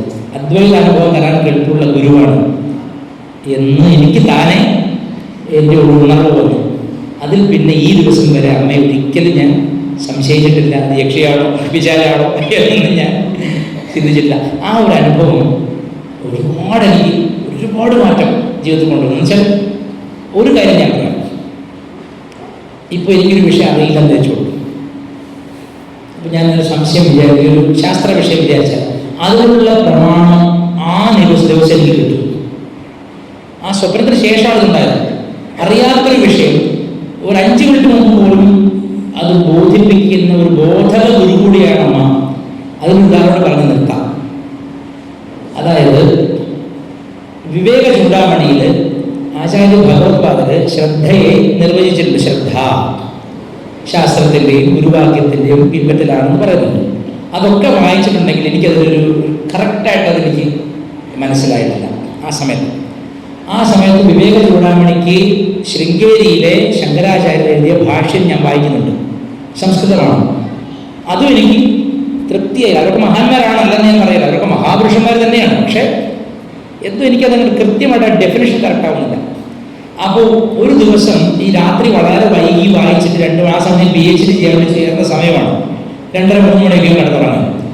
അതൊന്ന് മാച്ച് ചെയ്യാൻ വേണ്ടി, അതൊന്ന് പിന്നെ ഫുൾഫിൽ ചെയ്യാൻ വേണ്ടിയിട്ട് ഉച്ചയ്ക്ക് ഉറങ്ങി ഞാൻ. ഒരു 3 മണിക്ക് കിടന്നാൽ ഒരു 4 മണി വരെ ഉറങ്ങും. അപ്പം 3 മണിക്ക് കിടക്കുന്നതിന് മുമ്പ് ഞാൻ ഈ ഭ്രൂമധ്യത്തിൽ നമ്മുടെ അമ്മയുടെ പാദം ധ്യാനിച്ചിട്ട് ഞാൻ എന്ത് സംശയം ഉണ്ടെങ്കിലും ആ പാദത്തെ സമർപ്പിക്കുന്നതായിട്ട് സങ്കല്പിക്കും. ശാസ്ത്ര വിഷയമാവാം, മറ്റു ആവാം. ഞാൻ ഈ COG പണിക്കൊക്കെ ഉപയോഗിച്ചിട്ട് ആ പാദങ്ങൾ ആരെങ്കിലും കൂട്ടുകൂടാൻ വേണ്ടി റിക്വസ്റ്റ് ഫ്രണ്ട്ഷിപ്പ് അയച്ചാൽ ഞാൻ വേണ്ടി ഇവനാരാണ്, ഇവരെന്താണ് എൻ്റെ ഉദ്ദേശം എന്ന് ഞാൻ ചോദിക്കാൻ വേണ്ടി. ഇത് അത്രയും നമ്മളോട് എല്ലാം പറയും. അപ്പോൾ ഞാൻ ശ്രദ്ധയുടെ അർത്ഥം എന്താണ് അമ്മേ എന്ന് ഞാൻ ചോദിച്ചു. എന്നിട്ട് കിടന്നപ്പോൾ ഞാൻ സ്വപ്നം കാണുകയാണ്. സ്വപ്നത്തിൽ ഒരു പറഞ്ഞുകൂടെ ഇഷ്ടമാകും പോലെ സ്വപ്നമാണ്, ആകെ വേണേൽ തരാം, അത്ര സ്വപ്നമുണ്ട്, യാഥാർത്ഥ്യം കുറവാണ്. അപ്പോൾ ഞാൻ കാണുകയാണ് ഏതോ അമേരിക്കയിലെ ഏതോ ഒരു വലിയ പുൽത്തകടി യുവരാശ്രമം. അമ്മ അവിടെ ഭജനയൊക്കെ പാടിയിട്ട് ഇങ്ങനെ ഇറങ്ങി വരികയാണ്. അപ്പം ഞാൻ പിന്നാലെ പോവുകയാണ്. 3 ആൾ പിന്നിൽ ഞാൻ നിൽക്കുകയാണ്, നടന്നു പോവുകയാണ്. പെട്ടെന്ന് അമ്മ തിരിഞ്ഞിട്ട് ഗൗരവത്തിൽ തന്നെ നോക്കിയിട്ട്, എടാ, ഗുരുശിഷ്യ പാരസ്പര്യത്തിൻ്റെ പാരമ്യമാണ് ശ്രദ്ധ. ഒറ്റ വാക്കാണ്, അത് ഒറ്റ ഫ്ലോ ആണ്. ഞാൻ വിറച്ചു, കാരണം ആ നോട്ടം ശരി ദക്ഷിണാമൂർത്തി രൂപിണിയാണെന്ന് ലളിതാ സഹസ്രാന്തരമുണ്ടല്ലോ. പൊതുവെ ക്ഷേത്രപ്രതിഷ്ഠയിൽ പറയും ദക്ഷിണാമൂർത്തിയുടെ ഭാര്യ ജ്ഞാനപ്രസൂനാംബികയാണ്. ദക്ഷിണാമൂർത്തി സനകാദി സമാരാധ്യ ശിവജ്ഞാനപ്രദായിനി ആ അമ്മയാണ്. അപ്പം അമ്മ ഉടനെ അതൊറ്റ ലൈനാണ്, എടാ ഗുരുശിഷ്യ പാരസ്പര്യം മീൻസ് നമ്മളുടെ അങ്ങോട്ടുള്ള ബന്ധം, സേവ, പരിപ്രശ്നം, ഇത് പറയുന്ന പോലെ ഗുരുവുമായിട്ട് അടുത്തടുത്ത് ഒരേ മണ്ഡലത്തിൽ സഞ്ചരിക്കണം, സേവിച്ചുകൊണ്ടിരിക്കണം. ആ പാരസ്പര്യം കറക്റ്റായ ട്യൂണിങ്, നമ്മുടെ അഹന്ത ഇല്ലാതായിട്ട് ട്യൂണിങ് വരുന്നതാണ് പാരമ്യം. ആ ഗുരുശിഷ്യ പാരസ്പര്യത്തിൻ്റെ പാരമ്യമാണ് ശ്രദ്ധ. പിന്നീട് ഞാൻ നമ്മുടെ കൃഷ്ണാമൃതത്തിലാണ് അമ്മ എഴുതിയൊരു പുസ്തകത്തിൽ ഞാൻ വായിച്ചു. ഒരു ദിവസം അമ്മ എടീ കൈ കഴുകാൻ വെള്ളം എടുക്കണി എന്ന് പറഞ്ഞപ്പോൾ അവർ തന്നെ കൈ കഴുകണം. അമ്മയ്ക്ക് കൈ കഴുകാന്നാണ് അവർ ചിന്തിക്കുന്നത്. അതിന് പാരസ്പര്യം എന്ന് പറയുന്നത്. ഗുരു തന്നെ താൻ തന്നെ ഗുരു എന്നൊക്കെ തോന്നുന്ന തോന്നുന്നില്ല, ഒരു അനുഭവം വരുന്ന ഘട്ടമുണ്ടെന്ന് തോന്നുന്നു. അപ്പോൾ ഈ ഒരു ഡെഫിനേഷൻ ഞാൻ അതിന് മുമ്പോ ശേഷമോ ഒരു ശാസ്ത്ര ഗ്രന്ഥത്തിലും ഒരു വ്യാഖ്യാനത്തിലും വായിച്ചിട്ടില്ല. അപ്പോൾ ഏതൊരു കാര്യം, സൗന്ദര്യലഹരി ഞാൻ ഒത്തിരി ക്ലാസ് എടുത്തു, 1000കണക്കിന് കുട്ടികൾ പഠിച്ചു. ഈ സൗന്ദര്യലഹരിയോട് അമ്മയ്ക്ക് എന്തൊരു പ്രത്യേക പ്രതിപത്തി ഇഷ്ടമുണ്ടെന്ന് എനിക്ക് തോന്നുന്നു. കാരണം എനിക്ക് പലപ്പോഴും അമ്മ അതുകൊണ്ട് നല്ല അനുഭവങ്ങൾ മാത്രമേ തന്നിട്ടുള്ളൂ. സൗന്ദര്യലഹരി പലപ്പോഴും ഞാൻ ഈ പറഞ്ഞ പോലെ ലക്ഷ്മീധര വ്യാഖ്യാനമൊക്കെ നോക്കുമ്പോഴും അതിലില്ലാത്ത ചില ഐഡിയാസ്, ഇപ്പം ട്രഡീഷണൽ വ്യാഖ്യാനങ്ങളിൽ ഇല്ലാത്ത ചില സൂക്ഷ്മം ആയിട്ടുള്ള വശങ്ങൾ അമ്മ എനിക്ക് പലപ്പോഴും സ്വപ്നത്തിൽ കൊണ്ട് പറഞ്ഞിട്ടുണ്ട്. അതെനിക്ക് വളരെ ഗുണം ചെയ്തിട്ടുണ്ട് പല കാര്യങ്ങൾക്കും. ഇങ്ങനെ ജ്ഞാനവും പ്രേമവും നമ്മളെ ഊട്ടുന്ന, അത് സൗന്ദര്യലഹരി തന്നെ ഉണ്ട്. എന്താണ്? തപസ്തന്യം മന്യേ ധരണിധര കന്യേ ഹൃദയത പയ പാരാവാര പരിമഹതി സാരസ്വതലിവ. അതായത് അവിടുത്തെ മുലപ്പാൽ 2 മുലകളാണ്. ഒന്ന് ജ്ഞാനം കൊടുക്കുന്നതും ഒന്ന് പ്രേമം കൊടുക്കുന്നതുമാണ്. തപസ്തന്യം മന്യ, അവിടുത്തെ സ്തന്യം, അവിടുത്തെ മുലപ്പാൽ എന്താണെന്ന് എനിക്കറിയാം. എന്താണ്? വേദങ്ങൾ ആറ്റിക്കുറുക്കിയ ജ്ഞാനമാണ് സാരസ്വതം. വൈദിക ഋഷിമാർ അനുഭവിക്കുന്ന സരസ്വതിയുടെ അനുഭവമാണ്, ഗുപ്താനുഭവമാണ്. അതുകൊണ്ടാണ് ഗുപ്ത നദി എന്ന് വിളിക്കുന്നത്. ഗുപ്താനുഭവമാണ് സാരസ്വതം. അതാണ് എന്താണ്? ഹൃദയത പയഃപാലാവാര പരിവഹതി സാരസ്വതമിവ. അമ്മയെ അവിടുത്തെ ഹൃദയത്തിൽ ഉള്ള സാരസ്വതത്തിൻ്റെ പായസമാണ്, സ്തന്യം, അല്ല പാലാണ്, സാരസ്വതമാകുന്ന നറുംപാലാണ് അമ്മ തരുന്നത്. കവിത്വം തരുന്ന പാലാണ്. അതിന് ദ്രവിഡ ശിശുരാസ്വാദ്യ തവയത് എന്ന് പറയുന്നത്. ആ ദ്രവിഡ ശിശു ശങ്കരാചാര്യനാണെന്ന് പറയുന്നുണ്ട്, തിരുജ്ഞാന സംബന്ധനാണെന്ന് പറയുന്നത്. തമിഴ്നാട്ടിലെ തിരുജ്ഞാന സംബന്ധത്തിൽ കുട്ടിയായിരിക്കും അച്ഛൻ അമ്പലത്തിലോട്ട് കൊണ്ടുപോയി അച്ഛൻ പറഞ്ഞ അവിടെ അടങ്ങിയെന്നുള്ള പറഞ്ഞിട്ട് കുടിക്കാൻ അകമർഷം ചിരിക്കാൻ പോയി. അപ്പോൾ കുട്ടി പേടി, ഇരുട്ട് മാറിയിട്ടില്ല. കുട്ടി പേടിച്ചിട്ട് അപ്പാന്ന് വിളിച്ചപ്പോൾ അകത്ത് വലിയപ്പൻ വന്നാലേ നമ്മുടെ വലിയപ്പൻ കാളപ്പുറത്ത് വന്ന് അമ്മയോട് വന്നിട്ട് പറഞ്ഞു കൊച്ചിന് പാൽ കൊടുക്കുന്നു. അപ്പോൾ ദേവി എന്ത് ചെയ്തു? ഒരു കിണ്ണത്തിലേക്ക് മുലപ്പാൽ പിടിച്ചു കൊടുത്ത് കൊച്ച് പാൽ കുടിച്ചു. അച്ഛൻ കയറി വരുമ്പോൾ മുലപ്പാൽ കൊടുത്ത്. പണ്ടൊക്കെ എങ്ങനെ വെച്ചാൽ പാല് കുടിച്ച ജാതി മാറുന്നതാണ്. അച്ഛൻ പടിയെടുത്ത് അടിക്കാൻ പോയി, ആരുടെ പാൽ എന്ന് ചോദിച്ചു. അപ്പോൾ കുട്ടി തോടുടയും ചെടിയെന്നൊരു കൃതി കവിത പാടും 3 വയസ്സിലേക്ക് ചെവിയിൽ വലിയ തോടയിട്ട് ഒരാൾ വലിയൊരു വെളുത്ത കാമേല വന്നു. നല്ല സുന്ദരിയായ അമ്മയുണ്ടായിരുന്നു. അവരാണ് പകരുന്നത്. അതാണ് തൊഴുടയം 10. തമിഴ് നായകന്മാരുടെ ഏറ്റവും വലിയ സാഹിത്യത്തിൽ ഒന്നാണ് തൊഴുടയം 10. അത് കുഞ്ഞായിരിക്കുന്ന പിന്നെ തിരുജ്ഞാന സമുദ്രയുടെയാണ്. അപ്പൊ ആ ദ്രവിഡ ശിശു എന്ന് പറഞ്ഞ ആരാണ് ദേവിയുടെ മുല കുടിച്ചിട്ട് കവിയായത്, അവൻ എല്ലാ കവികളെയും വെല്ലുന്ന കവിയാകുന്നതാണ്. നമ്മുടെ കൊറോണ കാലത്ത് തുടങ്ങിയ കുട്ടികളുടെ പരിപാടി അമൃതപുരി കൊച്ചുകൂട്ടില് അതിൽ ഒരുത്തൻ അവനോട് എനിക്ക് അസൂയുണ്ട്. അവൻ ലിറ്ററലി അമ്മയുടെ മുല കുടിക്കാൻ ചോദിച്ചു. നിരഞ്ജൻ എന്ന ഒരു പേര് അവനെ നോട്ട് ചെയ്ത് വെച്ചിട്ടുണ്ട്. ആരും ഒരു കൊച്ച് അല്ല, അത് അവൻ ഭയങ്കര ബുദ്ധിമാനാണെന്നല്ല. അതൊരു വലിയ ബുദ്ധിമാൻ. നമുക്കൊന്നും ആ ഭാഗ്യമില്ല. ഇനിയിപ്പോ ശ്ലോകം ചൊല്ലിയിരിക്കാം, അത്രേ പറ്റുള്ളൂ. ഒരു തുള്ളി എങ്ങാൻ പരയുടെ പാല് എന്ന് പറഞ്ഞത് നാരായണ ഗുരുസ്വാമി പറഞ്ഞിട്ടുണ്ട്. പരയുടെ പാല് നുകർന്നവനുണ്ടല്ലോ 16 നൂറ്റാണ്ട് ഒരു തുടിയായിട്ട് തീരുന്നതാണ്. സമയത്തെ അതീതമായിട്ട് പോകുന്നതാണ്. നാരായണ ഗുരുസ്വാമി ഈ ബാലസുബ്രഹ്മണ്യം ബാല ചേർന്നിരിക്കുന്ന സുബ്രഹ്മണ്യ മന്ത്രം സിദ്ധിയാക്കിയ ആളാണ്. അതുകൊണ്ട് കവിതകൾ ഒഴുകുകയാണ്. ചട്ടമ്പി സ്വാമികൾ കവിത ഒഴുകുകയാണ്. അതുപോലെ മറ്റേ കാളിദാസൻ പറയണ്ടല്ലോ, ഇവരെല്ലാം വിടുക. ഇവരെല്ലാം ഈ ദേവിയുടെ മുലപ്പാൽ എങ്ങനെയോ നമ്മളും അതേ ഒരു തുള്ളി ആസ്വദിക്കാൻ പാകമാവട്ടെ ഏതെങ്കിലും ജന്മത്തിലെന്ന് അമ്മയോട് തന്നെ പ്രാർത്ഥിച്ചുകൊണ്ട് ഈ 1 മണിക്കൂർ സമയം, 1 മണിക്കൂറല്ല, 1 മണിക്കൂർ 10 മിനിറ്റായി. അമ്മയുടെ ആ പ്രേമം, ആ പ്രേമരസം ഒരു നിമിഷം നുകരാൻ എനിക്കും സാധിക്കണേ എന്നാണ് എൻ്റെ പ്രാർത്ഥന. അങ്ങനെ നുകർന്ന് വലിയ കവിയായ ദുര്യാവതാരങ്ങൾ സാധിക്കുന്ന ആൾക്കാരോടുള്ള അനൽപമായ അസൂയ മറച്ചു വെക്കാതെ, എന്നുവെച്ചാൽ 10 മാനസമുള്ളിലേന്തും ദുഃഖസാഗരം എൻ്റെ സ്വന്തം പ്രേമസാഗര രാജ്ഞി നീ എൻ്റെ അമ്മയില്ലെന്ന് ഓടിയുള്ളേനാണ്. അതൊക്കെ അങ്ങനെ എഴുതണമെങ്കിൽ എത്രത്തോളം കവിത്വം തുളുമ്പിരിക്കുകയാണ്. അതെങ്ങനെ വന്നു? അമ്മയുടെ ഈ പലയുടെ നറുമ്പാൽ ഗുപ്തനദിയായ ഉള്ളിൽ ഒഴുകുന്നുണ്ട് എല്ലാവരുടെയും. അത് അല്പമെങ്കിലും വെളിപ്പെടുത്തി കൊടുത്തിട്ടുണ്ടാവും. അപ്പൊ നമുക്കും പ്രേമവും ജ്ഞാനവും തന്ന അമ്മ ഗണപതിയാണ് ഏറ്റവും വലിയ കവി. കവീന ഉപമശ്രവസ്തമെന്നാണ് ഗണപതി എന്ന് പറഞ്ഞിട്ടുണ്ട്. പിന്നെ മറ്റേ അങ്ങനെ ആര് സുബ്രഹ്മണ്യനുണ്ട്. രണ്ടുപേരും ഭയങ്കര കവികളാണ്. അത്രയൊന്നും ആയില്ലെങ്കിൽ പണ്ടൊരു പ്രാർത്ഥനയുണ്ട്, ദൈവമേ കൈതൊഴാം കെ കുമാറാകണേ. അതിനൊരു തമാശയുണ്ട്. അയൽപക്കക്കാരൻ വലിയ പൈസക്കാരൻ കെ കുമാർ എന്നാണ് പേര്. ദൈവമേ കൈതൊഴാം കെ കുമാറാകണേ, അവനെപ്പോലെ പൈസക്കാരനാണ്. ഇനി അവനെ പോലെ ആയില്ലെങ്കിലോ കാൽക്കുമാരെങ്കിലും അതുകൊണ്ട് ഒരു കാൽ കുറിയാവുന്ന ആക്കി തീർക്കണേ എന്ന് എൻ്റെ പ്രാർത്ഥന അമ്മയുടെ മുമ്പിൽ വെക്കുകയാണ്. നിങ്ങളും ഒരു കാര്യമുണ്ട്, ഗുരുവായൂർ നടക്കി പോയി നിന്നിട്ട് എന്തു പറഞ്ഞാലും കൃഷ്ണൻ നോട്ട് ചെയ്യുന്ന പോലെ അമ്മയെ പറ്റി എവിടെ വെച്ച് എന്തു പറഞ്ഞാലും അത് നോട്ട് ചെയ്യും. ആ കൊച്ച് അച്ഛനോട് പറഞ്ഞ് മണ്ണാണെന്ന് തോന്നുന്നു നമ്മുടെ വായിരുന്നു. പിറ്റേന്നോട് ദർശനത്തിന് പോയി.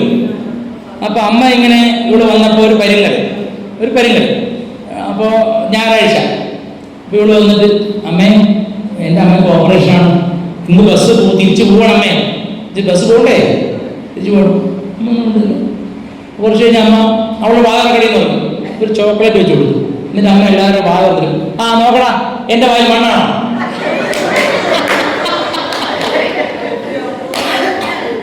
എൻ്റെ വായിക്കകത്ത് മണ്ണാണെന്ന് ഇവള് പറയുന്നത്. ഇത് എന്തൊരു അത്ഭുതമാണ്. നമ്മളൊക്കെ തമ്മിൽ അല്പം സ്വല്പം അസൂയൊക്കെ ഉണ്ട്. സത്യം പറയാം, നമ്മളൊന്നും പെർഫെക്റ്റ് അല്ല അല്ലേ? ഭക്തിയും അല്ലാതെ എല്ലാ അസൂയുണ്ട്. എന്നാലും നമ്മളൊക്കെ അമ്മയുടെ മക്കളാണ് അല്ലേ? നമുക്ക് എഗ്രി ചെയ്യാൻ പറ്റുന്നൊരു കോമൺ പോയിന്റ് അമ്മയാണ്. അതുകൊണ്ട് എൻ്റെ കുറവുകൾ നിങ്ങൾ പുറത്തു തരിക, നിങ്ങളുടെ കുറവുകൾ ഞാനും അമ്മയുടെ പേരിലാണ് പുറത്തു തരുന്നത്. അപ്പോൾ എല്ലാവരും നല്ലത് വരട്ടെ. ഹര നമ പാർവതീ പതയേ, ഹര ഹര മഹാദേവ. സർവത്ര ഗോവിന്ദനാമ സങ്കീർത്തനം. ഗോവിന്ദ ഗോവിന്ദ. ജയ ജാനകീകാന്ത സ്മരണം. ജയ ജയ രാമ രാമ. സദ്ഗുരുസ്വാമിന ജയ്. അരുണാചല ശിവ അരുണാചല ശിവ അരുണാചല ശിവ അരുണാചല അരുണാചല ശിവ അരുണാചല ശിവ അരുണാചല ശിവ അരുണാചല. ശ്രീരാമജയം. നമഃ ശിവായ.